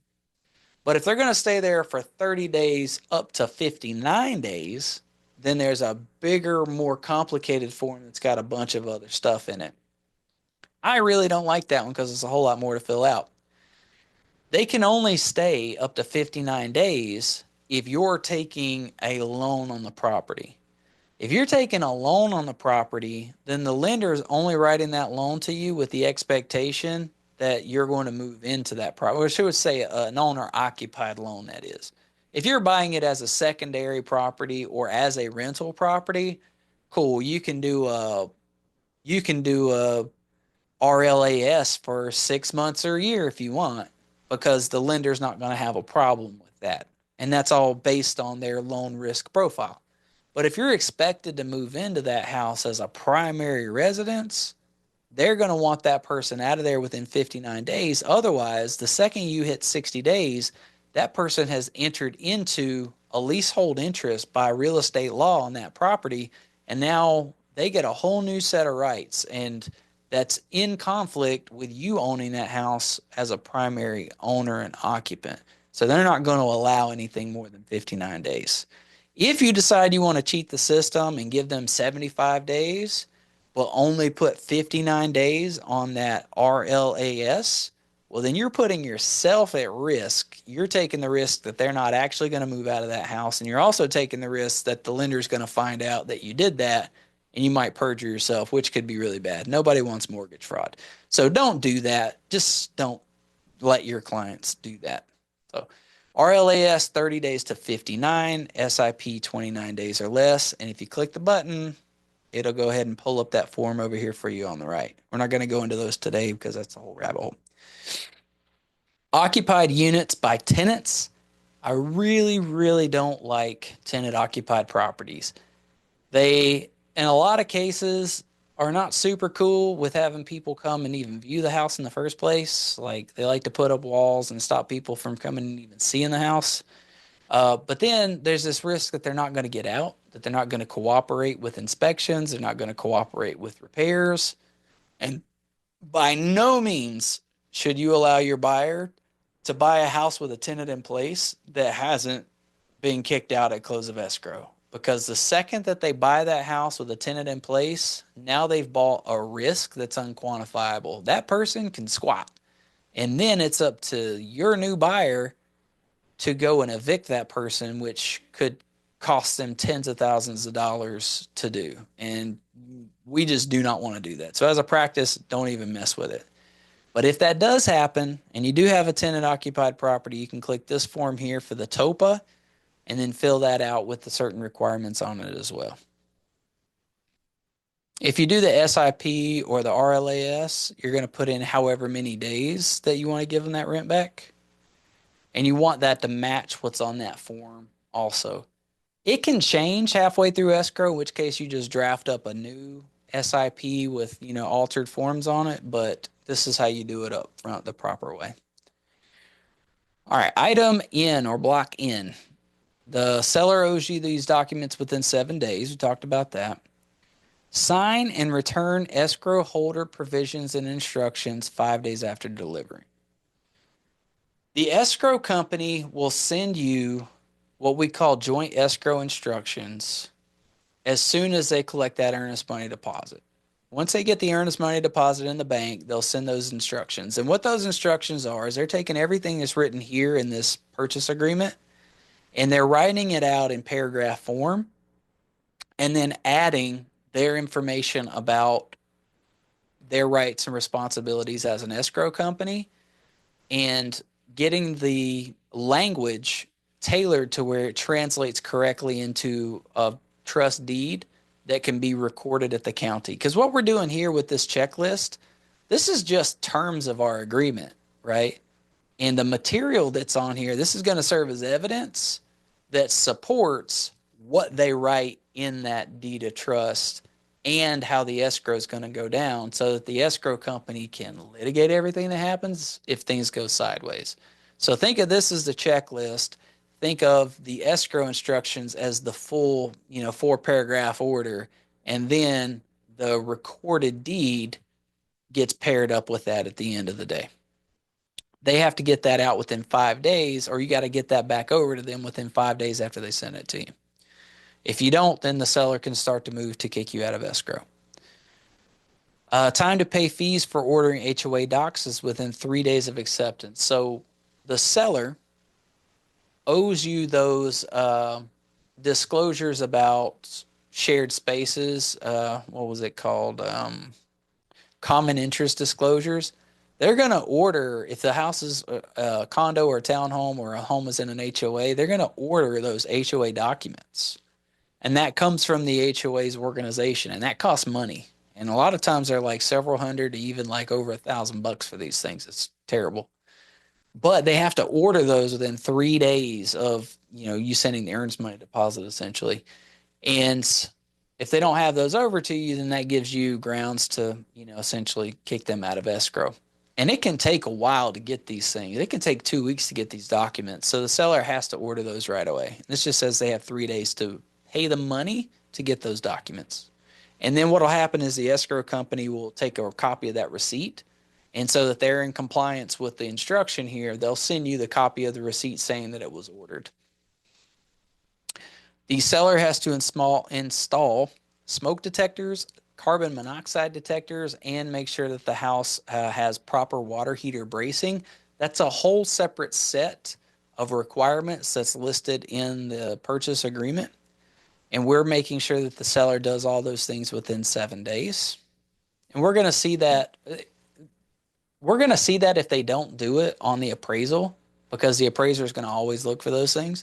And our home inspector is going to bring that stuff up. So they're going to do it one way or the other. They can either do it the easy way and get it banged out early, or the hard way after we, submit the paperwork and request them to do it, and then possibly get a reappraisal, which will cost money. Evidence of representative authority. If the person selling the house is the executor of a trust and they're representing a trust, that's an entity, and they need to show that they have the right to speak for that entity. If the property is owned as a corporation, then they need to show that they are the president or the spokesperson or the secretary of that corporation, that they have the right to speak on behalf of the corporation. So that's a separate form. That's the representative capacity disclosure, signature disclosure, and that'll get signed within 3 days. You don't have to really worry so much about it. Your transaction coordinator will deal with this for you. All right. P. When we get ready to do this section, we always have to go to the listing itself and look and see what equipment is already in the house. If we're asking for a washer and dryer that don't exist, well, that would be foolish. So you want to make sure that they actually exist in the property. And then it's also helpful if you talk to the listing agent and see if those things are, up for grabs. If the seller's like, under no circumstances will we ever give you our priceless washer and dryer, we will die before we give those away. And that happens a lot. Then don't write it into the contract, or else you're going to give yourself an unnecessary counteroffer if you want to avoid that. So talk to the agent first, and then you're just going to go through and select all the stuff that you want to convey with the property at close of escrow. If that 5-day walkthrough happens, the walkthrough, the verification of property 5 days prior to the close of escrow. If you go and do that and these things are not there, this is your justification for them to either bring those to you or they got to pay for replacements for you in order to close escrow, or you can cancel the deal. So make sure this is filled out accurately. Q1, natural hazard zone disclosure report. We always ask the seller to pay for that for us. It's $99. It's customary in our region for the seller to do that. It's not going to ruffle any feathers. You can pick whichever one you want here. I personally like Disclosure Source or First American, but you can choose from any one of these.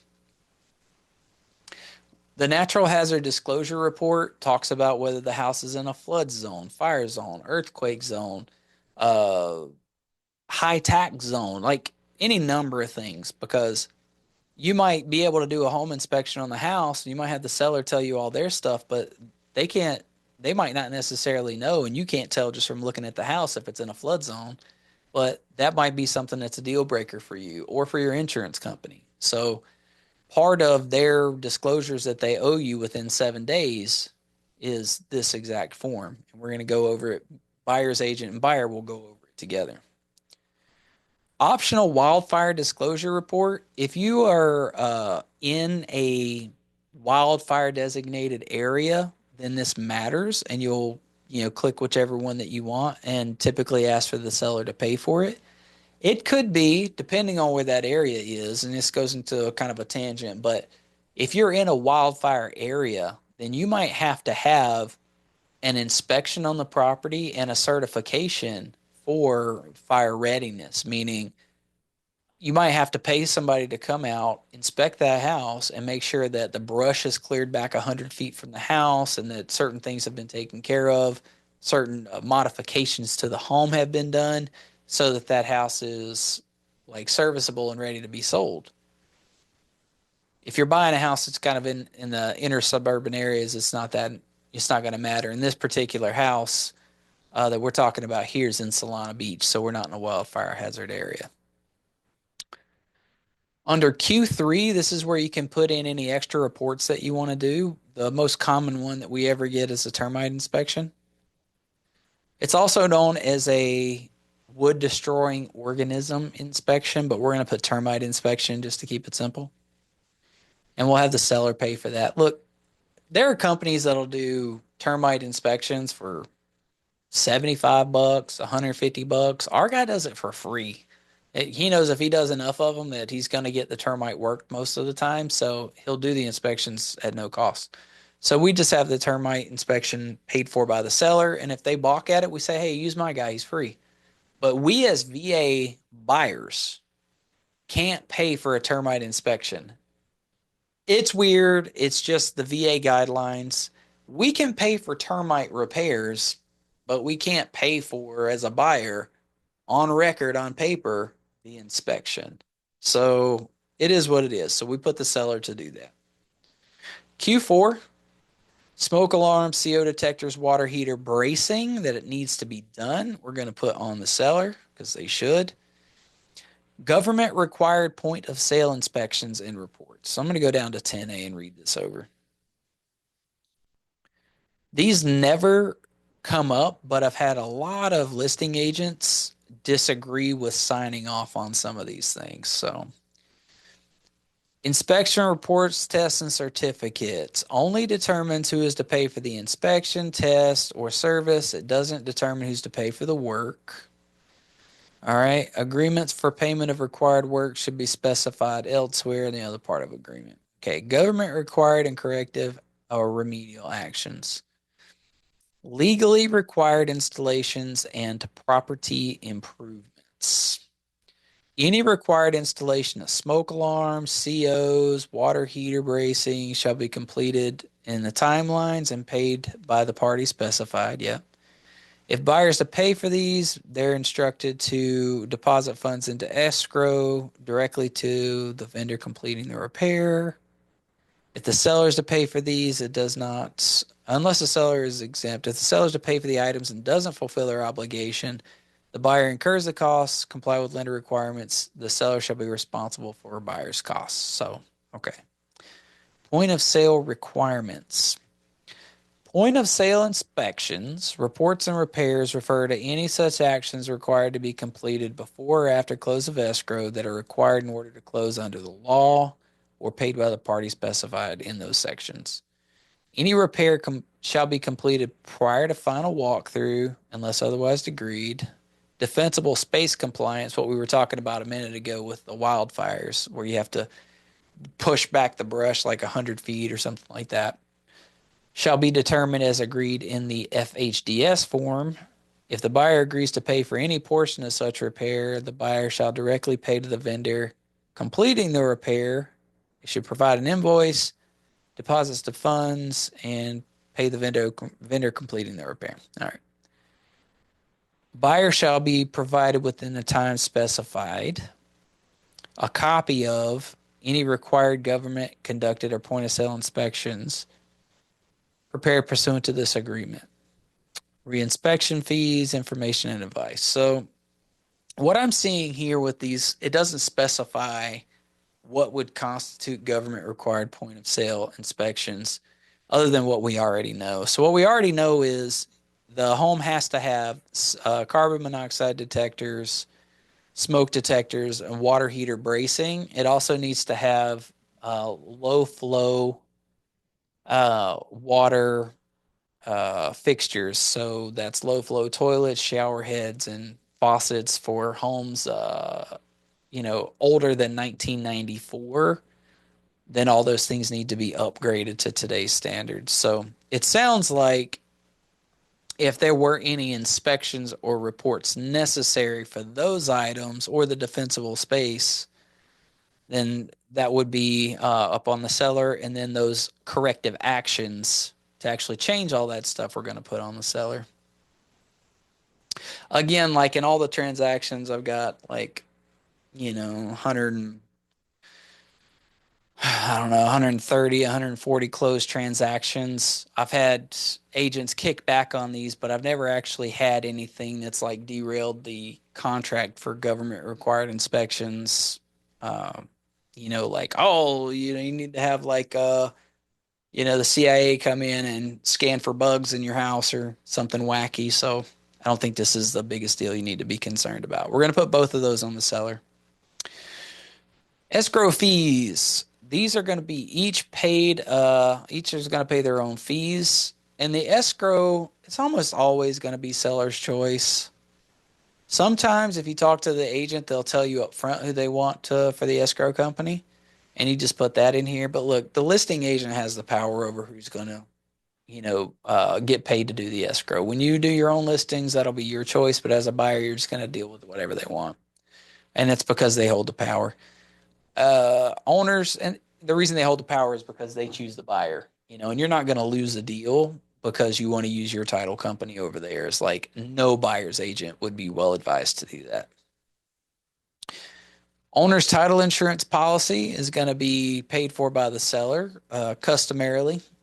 Nobody says it has to be that way. There's no rule. You could say buyer, but it would be kind of going against, the common practice in our area. I'm going to say it's a custom, but not a rule.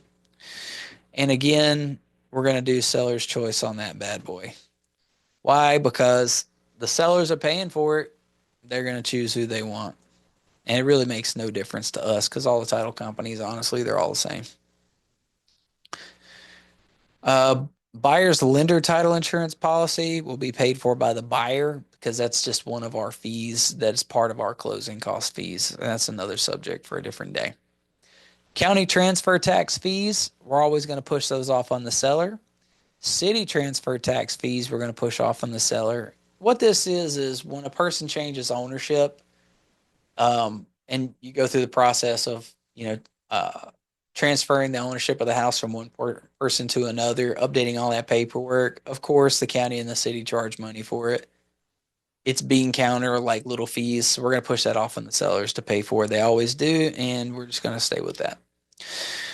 Any HOA fees, if it's in an HOA, we're going to push it off for the seller to pay for. They might kick it back, but they almost never do. And this is usually like a few $100.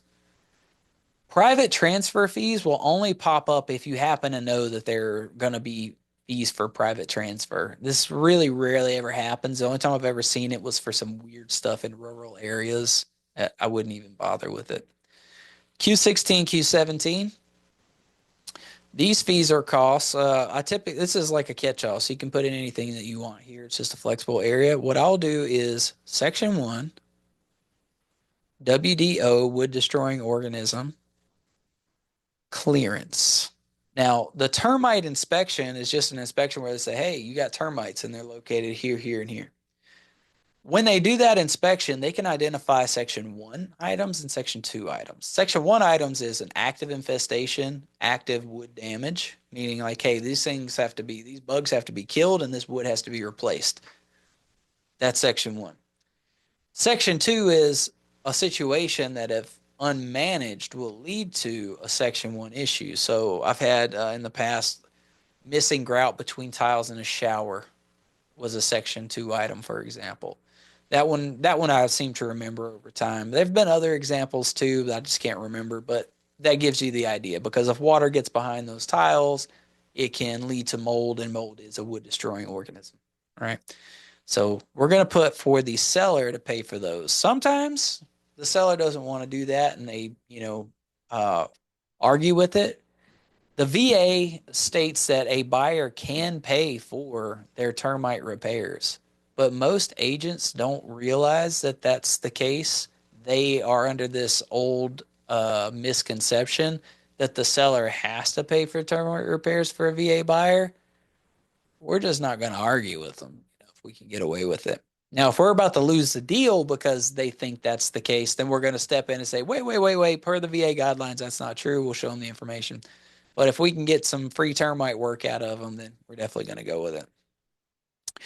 Next one, Q18. This is for the home warranty plan. It's customary to ask the seller to pay for a home warranty plan, and you can choose any company that you want. I like First American, and you can look at their website and see what these programs cost, but I'm going to do about $800. So you go to their website. What it is it's basically insurance against the appliances in the home, right? And they're old appliances generally. Like, you're not getting like a brand new washer and dryer in most cases, or a dishwasher or stove or nothing. But they'll go ahead and write an insurance policy for a year against all that equipment. So if you move into the house and then the dishwasher explodes on you, they'll pay for a replacement, fix it or replace it. It's an extra hoop you got to jump through, because if the dishwasher does blow up, you don't immediately just run to Home Depot and get a replacement. You got to call them. They got to send somebody out. They got to look at it, see if they can fix it. If they can't fix it, then they make a recommendation to replace it. Then the home warranty company agrees to it, and then they get it done. It's, I'll be honest with you, and it's an extra hassle, but if it does work out, it can save you hundreds to thousands of dollars in equipment. So it's worth doing. So we'll put $800 on there for that, and we'll empty this section out right here, because we already talked about this one under the other terms. All right. This next section down here, property addenda and advisories. You're just going to have to go one by one through this. This is where experience really matters. If you know that some of these things apply, you can go ahead and click the button. If you're unsure, you can ask your mentor. But tenant occupied property, the TOPA. Before, we were talking about if there was, if the property was being leased to somebody and there was a tenant in place, then you could click that button and it'll pop up the TOPA agreement. Probate, if the home is being sold because somebody died and it got passed down to an inheritor, right? That might apply. You click that. Mobile home, mixed use purchase weird stuff. You're never going to deal with that. The other section here, other addenda. So a backup offer addenda, you could put that in there. It means they've already accepted an offer with somebody else. But if they accept this offer as a bona fide backup, then that means automatically, as soon as that escrow cancels, the escrow company knows to slide this purchase agreement in place and you automatically have an accepted offer, right? If it's on a septic system or if it has a well, you'll click this button. If it's a short sale, you'll click this button, whatever applies. In our case, the only one that we're going to add to this is the FHA-VA amendatory clause, FVAC, and it's over here on the right. These four are already defaulted, and we've already seen the buyer's investigation advisory. That's the one where we were telling people, hey, these are the things that you have to look out for if you're going to like buy a house as a buyer. These are the things you need to inspect for. Fair Housing, Cal Consumer Privacy Act advisor. We saw the Privacy Act before. Fair Housing and Discrimination Forum, that'll be coming up pretty soon, but that just specifies what you can, what counts or qualifies as discrimination and how to avoid it. And then the Wire Fraud Advisor will be coming up. That one tells you like, hey, when you wire funds, here's the process to do it so that you don't accidentally send funds to a bad actor in Nigeria or Iraq or something and end up losing your money. We'll talk more about that in another section. Number 5, additional terms affecting the purchase price of the property. This is where we actually start talking about all the things that are in the contract. So everything that we looked at in the table up here that we filled out, right, refers down here to this contract section. So number 5 starts with all the items that we spoke about. And what this does is it just reinforces all the things that I just told you about each one of those sections. So feel free to read through each one of these yourself and see how that correlates to what we talked about. So what you want to do with your clients when you're going through the RPA is I recommend you do it basically the same way that I just did, going line by line through the table and filling out the information. And then when you run into an issue, you can refer down to the items that are here in the bottom of the contract. But we basically went over what all of those things mean already, and this just spells it out in the long run. Okay. Let's see if there's anything in here that we didn't touch on.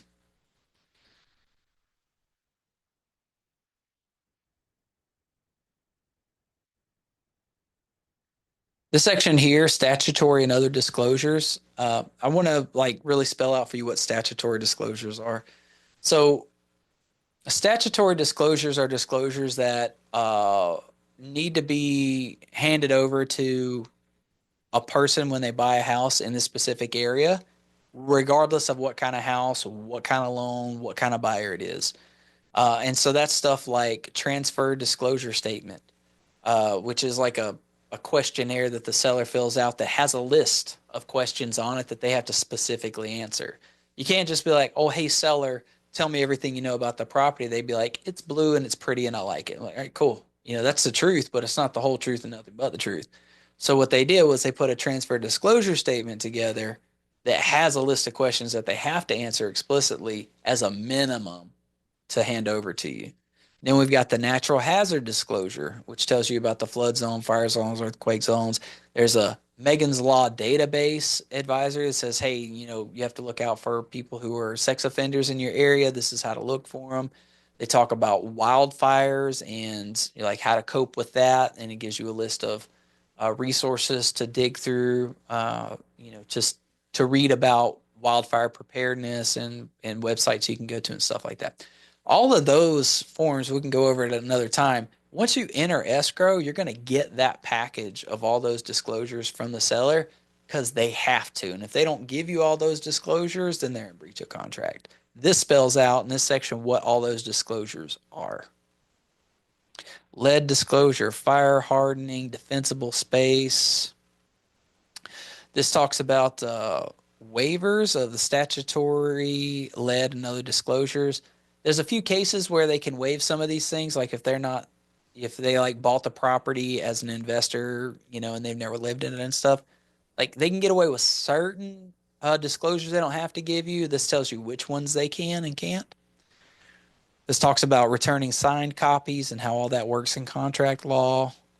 What we were talking about, termination rights, like when a buyer can cancel, when a seller can cancel, and how those contingencies work. They spell all that in here. Withholding of taxes. So buyer and seller, if there's a situation where, let's just say a buyer from another country is trying to buy the property, then the escrow company can withhold taxes or has to withhold a certain amount of taxes for that sale because they're a foreign person. Or if a person is selling the house and they're subject to taxes, like if they owe capital gains on it or something like that, then the escrow company is going to withhold a certain amount of those taxes at the completion of that escrow. And this spells out exactly who that belongs to, how much, and how all that works. Megan's Law database talks about the sex offenders, gas and hazardous liquid transmission pipelines, so like natural gas lines and things like that, where they are, how to find those on the reports. Natural environmental hazards, that's in the natural hazard disclosure. This one talks about condos and planned development disclosures and how the seller has to give you those. This one talks about solar systems, balconies, known material facts. This is a good one. So this, even if it's not covered, right? The seller has to tell you about things that they know to be a material fact, right? So just because a checklist doesn't say, "Hey, is your house haunted?" they have to tell you if it's really real, right? They have proof that happened. Like, well, I got to disclose because if something happens and you move into the property later on, and then these things show up, and then you talk to a neighbor, and the neighbor comes in like 3 months later and says, "Oh yeah, like they dealt with, they had ghosts. They knew all about it. They even hired an exorcist to come to the house, right?" You'd be like, wait a second, they knew and they didn't disclose it to me. Now I can go after them in a court of law and a civil court case and seek damages, right? So they have to just, if you have a question about it when you're selling a house, confess everything. All right, buyer's investigation of property and all the matters affecting the properties. Talks about that whole section there. This one down here, buyer indemnity and seller protection for entry. So the buyer's indemnifying the seller, right? So if the seller says, "Hey, you can come in the house and do your inspections," but you trip and fall and hit your head, like, well, you're not going to be suing the seller, right? So it's like it's understood that, like, you enter this property at your own risk. The seller shouldn't have to go take out a whole extra insurance policy because you entered the property and hurt yourself. And likewise, if you as a buyer go into a house and you damage it because you're goofing around, or you have an inspector go in and your inspector falls through a window, well, that's not on the seller. That's on you, the buyer, to pay those damages. So that's all spelled out here. Title investing, number 13. This one talks about how you're going to legally take ownership of the property. Are you going to take it as a single person, as a married couple, as a divorced person, as a married person, but it's your sole and separate property? Are you taking it as a trust, a corporation? Like, there's a lot of legal stuff that goes with that. So that's going to get figured out, and this spells out some of those ways that you can do it. Number 14, this talks about the time periods, how it works with removing contingency. So we were talking before about if you don't release those contingencies within a certain time frame, you're technically out of contract. So we said like inspection 10 days. Well, if you did your inspection within 10 days and you didn't sign off your contract or didn't sign off that contingency removal, well, now you're out of contract, right? And what that does is that allows the seller to move forward to cancel the escrow on you and kick you out of escrow. Now, what's important to keep in mind here, if you haven't signed off all your contingencies and then you refuse to sign some off, well, the seller can file a notice to buyer to perform, an NBP. That notice to perform says, hey, you've got 24, 48 hours to fix this issue, to sign off that contingency removal. If you don't, then I have the right to go ahead and cancel on you. They're not going to keep your earnest money deposit because you didn't lift that contingency. You didn't give away your rights, but they can cancel the escrow and find another buyer. If you go all the way through and you sign off all three contingencies, your investigation, your appraisal, and your loan contingency, and then you don't close escrow and you just decide to like protest, well, then the seller can cancel on you and keep your earnest money deposit And you have to really fight to try to keep it at that point, but you're probably not going to be able to keep it. If for some reason the seller doesn't hold up their end of the bargain, you as a buyer can send them a notice to perform. It says, hey, seller, you haven't given me the documents I need to move forward. Give them to me within 24 or 48 hours. If you don't, I'm going to cancel this escrow. I'm going to go find another house. Keep in mind, the seller doesn't have any earnest money deposit, so you don't get to keep any money. You just get to walk away from the transaction if they don't perform. But you can do that. You can cancel unilaterally and walk away from it if that happens. And we can talk about that stuff in a later chapter, but that's the general gist of it as far as the RPA is concerned.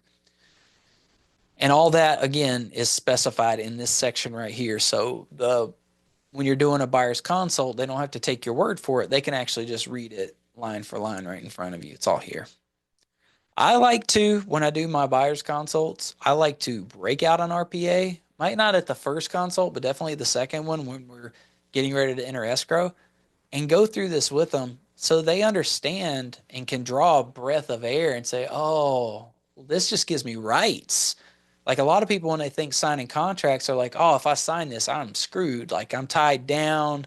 Like I'm really putting myself at risk. But the fact is, this contract puts all the power at the buyer's disposal. And this, by going through it, you're just showing them how many ways that they can walk away from this contract and be safe, right? If they didn't hire an agent and they didn't use these forms, they would be entering a dangerous, situation. But these forms allow so many protections that this is in their best interest. This section talks about repairs. They need to be completed before the final walkthrough of the property. This talks about the final walkthrough of the property. The final walkthrough is not a contingency for the sale of the close of escrow. But if the seller hasn't acted in good faith to do all those repairs after you signed off all your contingencies, well, you have an argument that they're out of contract and you can still like make a demand for them to fix those repairs. And even though you don't have a contingency left, you do still have a right to fight it and you can win.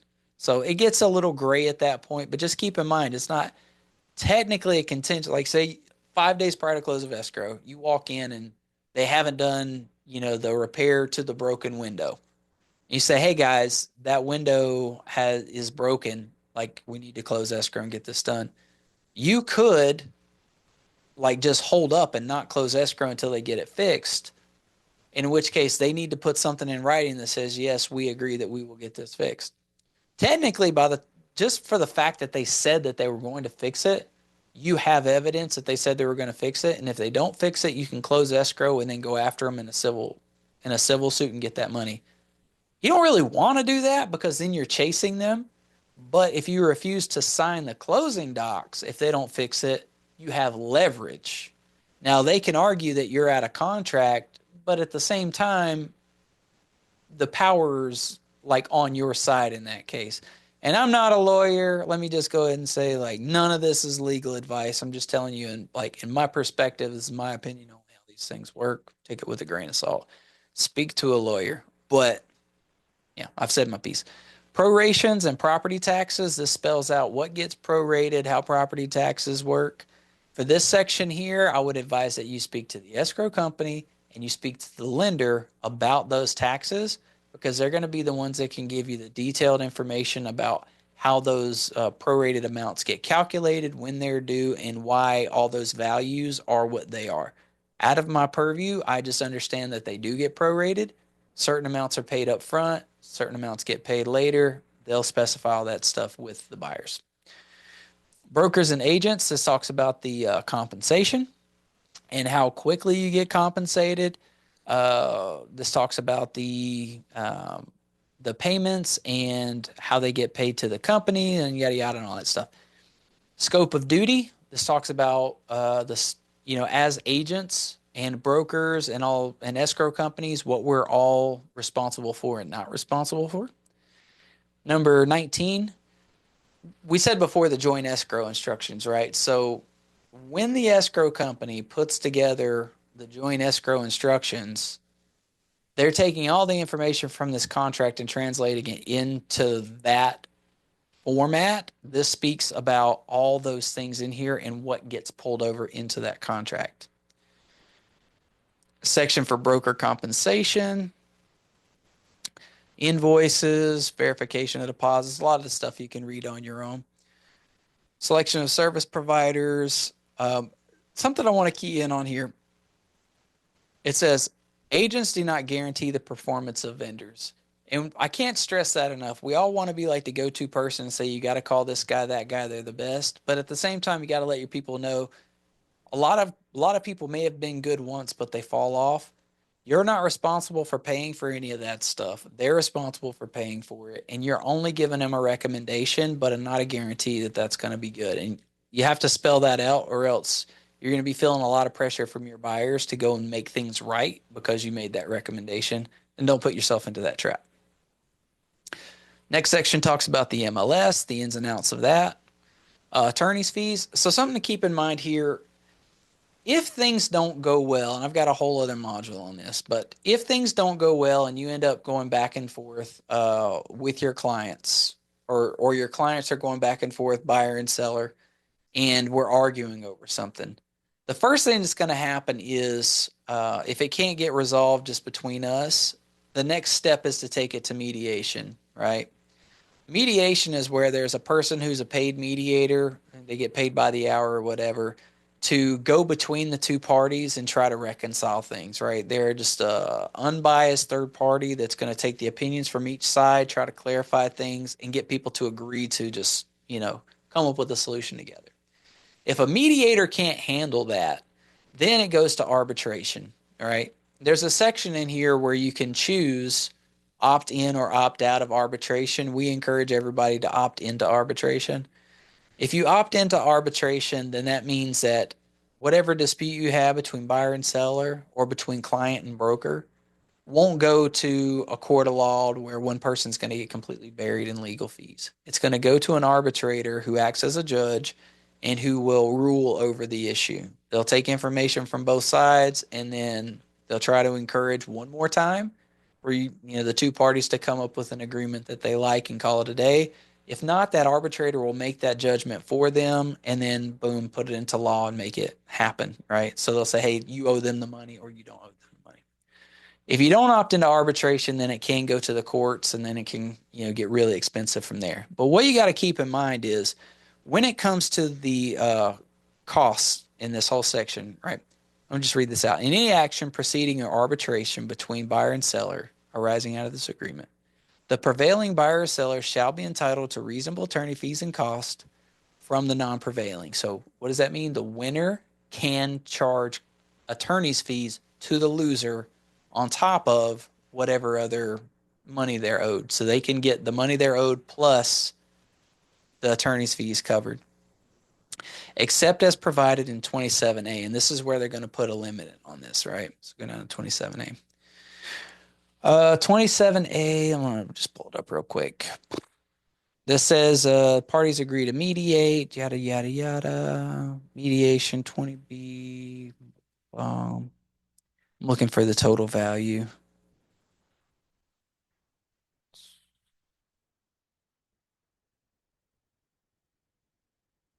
Bear with me a moment.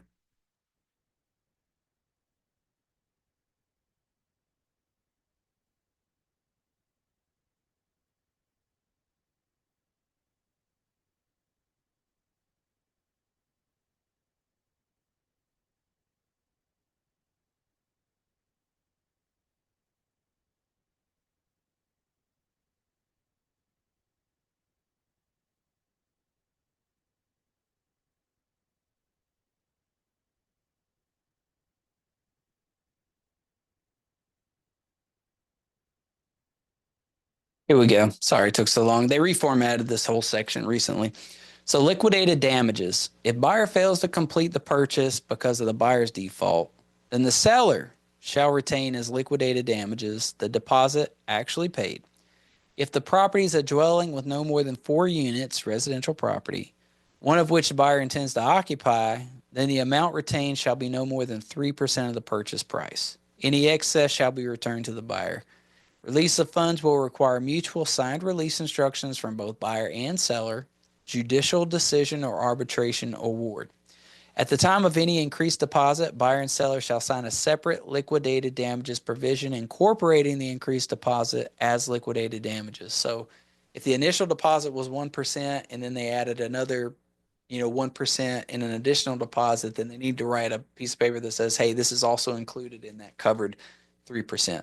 The reason I wanted to bring this up is you can go after people for like the earnest money deposit and damages and attorney's fees, but they got to put a reasonable limit on it. So otherwise, if this were the case, bad actors would jump into home selling. They would put buyers into positions they couldn't win, and then they would sue them and try to get unlimited amounts of money from people. They would essentially set up a whole business of ripping people off. So by setting a limit here to 3% damages, then that keeps the total penalty at a minimum for people to enter into the markets and try to buy or sell houses. If the risk were unlimited, then there would be no buyers. No one would come to the table because they would stand to lose everything if they even tried to buy a house. And they want to limit that from happening. So we can go over this section like in greater detail at another time for your like a first blush of all the RPA and stuff like that. You don't need to get into this just yet. But just keep in mind that it's a 3% total, including attorney's fees that they can get back if things don't work out. Let me go back up to where I was. So that's attorney's fees and costs. This section here talks about assignments. Like we talked about before, you can essentially sell this contract to someone else. Equal housing opportunity. There's a whole form that talks about discrimination in equal housing. This section here for 25 just gives you a bunch of definitions for things. And then again, number 26, 27, 28, this is the more intense legal stuff. 29, Fair Appraisal Act. You have to get a fair appraisal for the property, and appraisers have all these new rules they have to conform with. This actually just came up like last year, the year before last, and they started to inject this into the contracts. I think some people were concerned that they weren't getting a fair shake when it came to their appraisals. They felt like, they were being discriminated upon for whatever reason, but they've put some extra safeguards in there to make sure that appraisals are fair and accurate. This section talks about terms and conditions of the offer. So it's all pursuant to the terms and conditions of the contract we put together here. Talks about liquidated damages and arbitrations and all that stuff. 31, time is of the essence. So everything that's in this contract has an expiration date, and there's a dollar value to time associated with this contract. So you look at it, it's everywhere. The RPA or the RPA has an expiration date on it. There's a limited number of days you have to get your earnest money deposit in. When you do a rent back, there's typically a per day cost of renting that property back. Like everything has a dollar value added or incorporated to the time. So you need to keep that in mind moving through this contract. You can't just get into a contract and let it go on indefinitely. Time is money. Legally authorized signers, this is all listed out here. Expiration of offers. If there's an entity buyer, you can click this button right here. I'm just going to go ahead and click it, and it'll pull up an RCSD form. Actually, it didn't pull up the RCSD form. It just allowed you to fill out this section for the entity name. So you'd put in ABC Trust, and then whoever the person is that's an authorized signer, Tom Smith, president of ABC Trust, whatever would go here. There is a separate form that you can get called an RCSD. I don't know why it didn't pop it up here. Maybe maybe that was just actually a glitch and it should have popped up. But in either case, buyer signature section right here. Number 34, this talks about the acceptance of the offer. So if the seller accepts it, they'll go ahead and check that they accept it. If they counter it, they'll click this button. Or if it's a backup offer, they'll click that button. And then they sign it. This section's left blank. This section down here is not for you. This gets filled out with all the broker's information, and then the escrow company will go ahead and sign their portion of the bottom of this and keep this on file once we actually open an escrow. The buyer's investigation advisory, we saw this a little bit ago. This tells you all the things that a person should look for when they investigate the property. The PRBS we talked about before, we already went over. Fair Housing and Discrimination Advisory. This guy is the one that talks about all those protected classes. And I'm not going to belabor this one, but there's a section down here where it talks about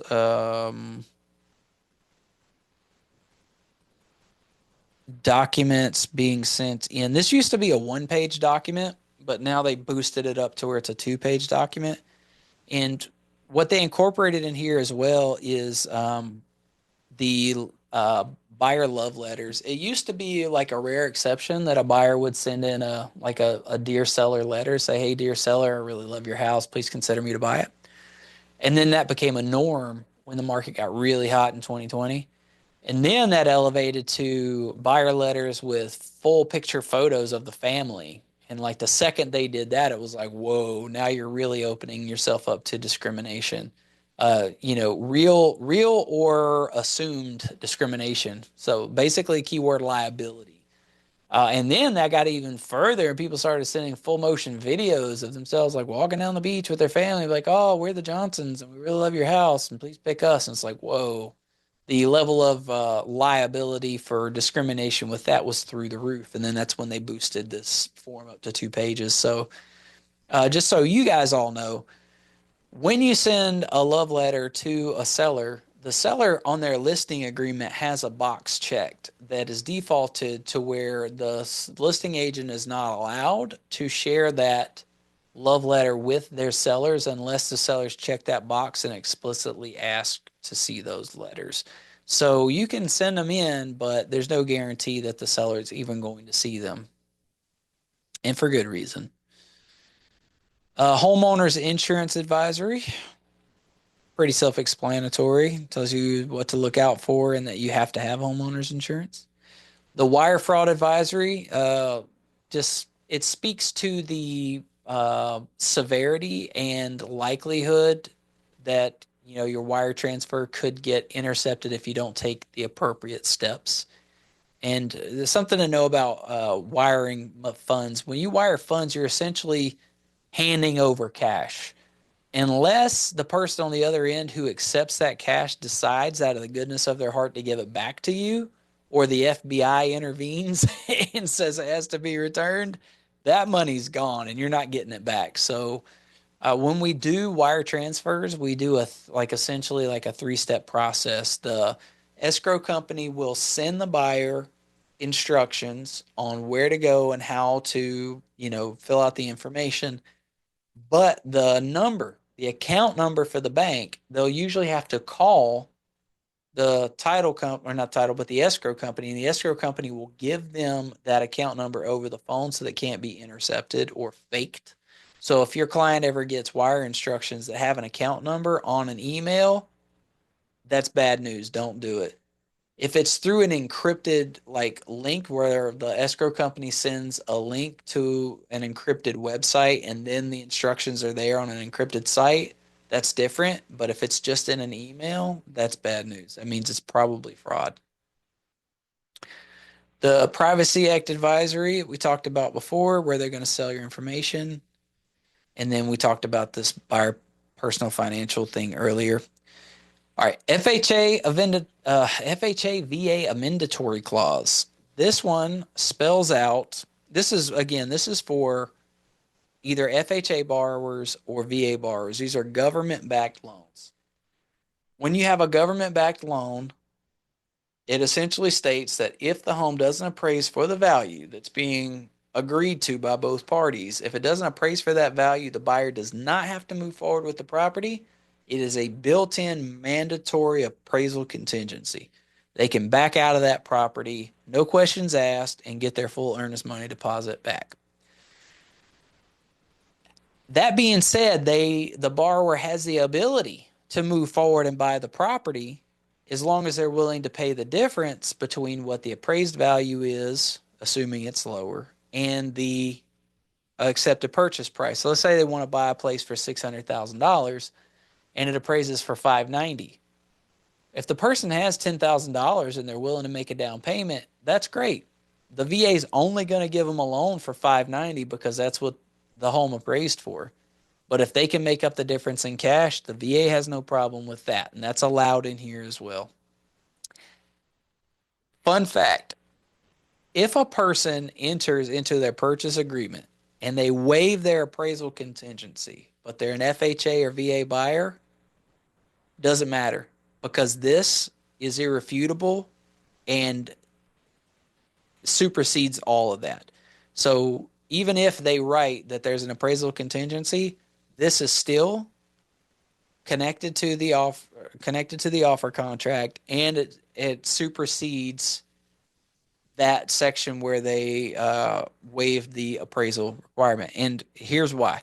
It is expressly agreed that notwithstanding, meaning regardless of, any other provisions in this contract. That very first line says this supersedes anything else in this contract. And this is federally protected.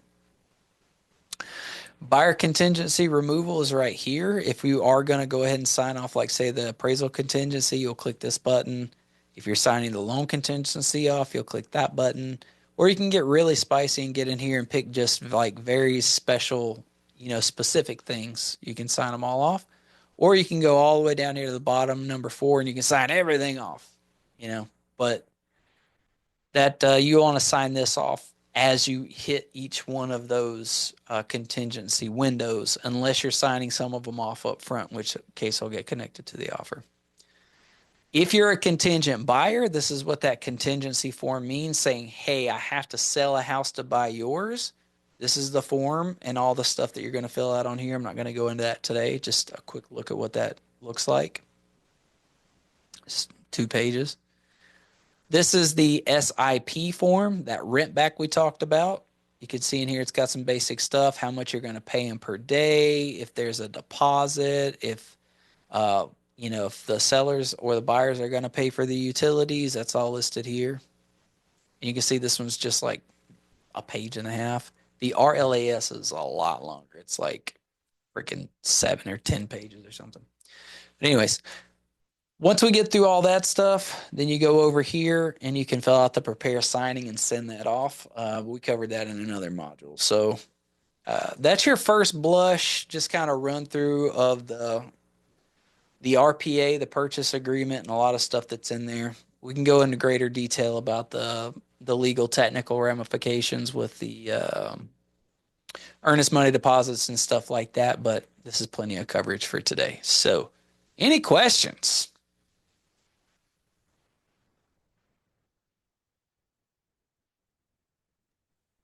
No, that was a lot. Well, Brian might have some, but information overload. Good.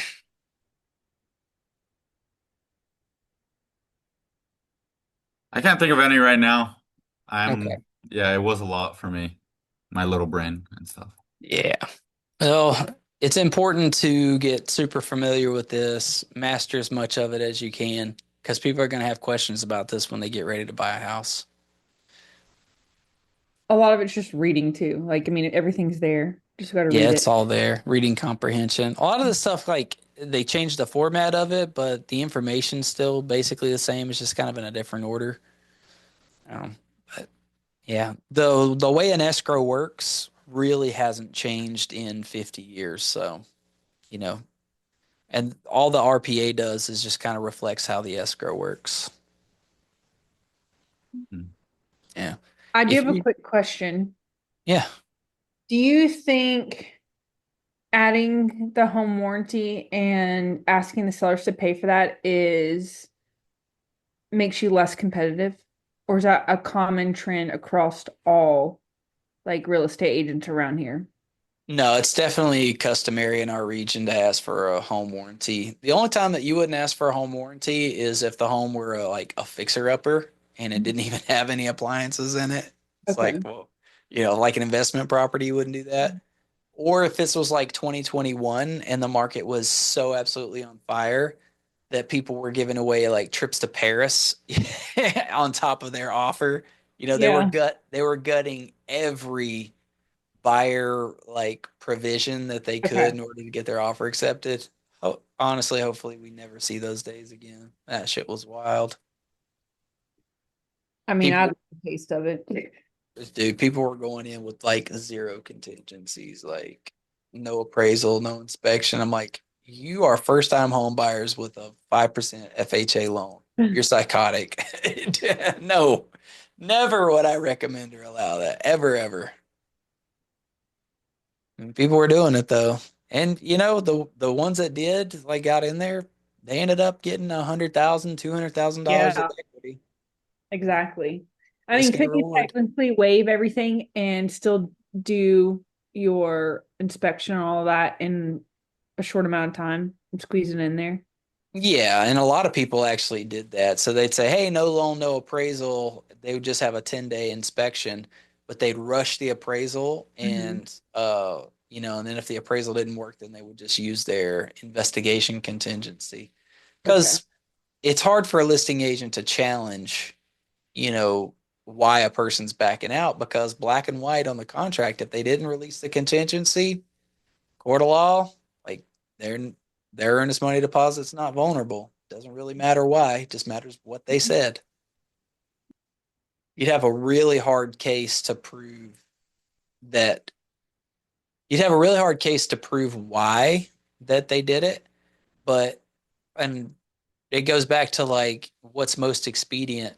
No broker is going to go after a home buyer who bailed out, you know, the broker's not going to waste their time trying to chase down an $8,000 earnest money deposit.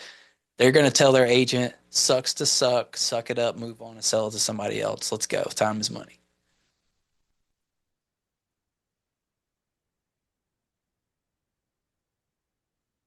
All right. Well, that was good. I'm gonna run. Very informative as always. Yep. It was a nice one. I'll throw it up on YouTube so it'll be there forever and ever. Okay, so is it going on YouTube or school? Both. It goes on YouTube as a storage site, but then Oh, okay. the link to it will be on school. Okay, cool. Yeah, Awesome. you got it. Thanks for showing up and hanging out. Yep. All right. Thank You you, have a Matt. good day. You're welcome, sir. Adios. Have a good one. Sure. Or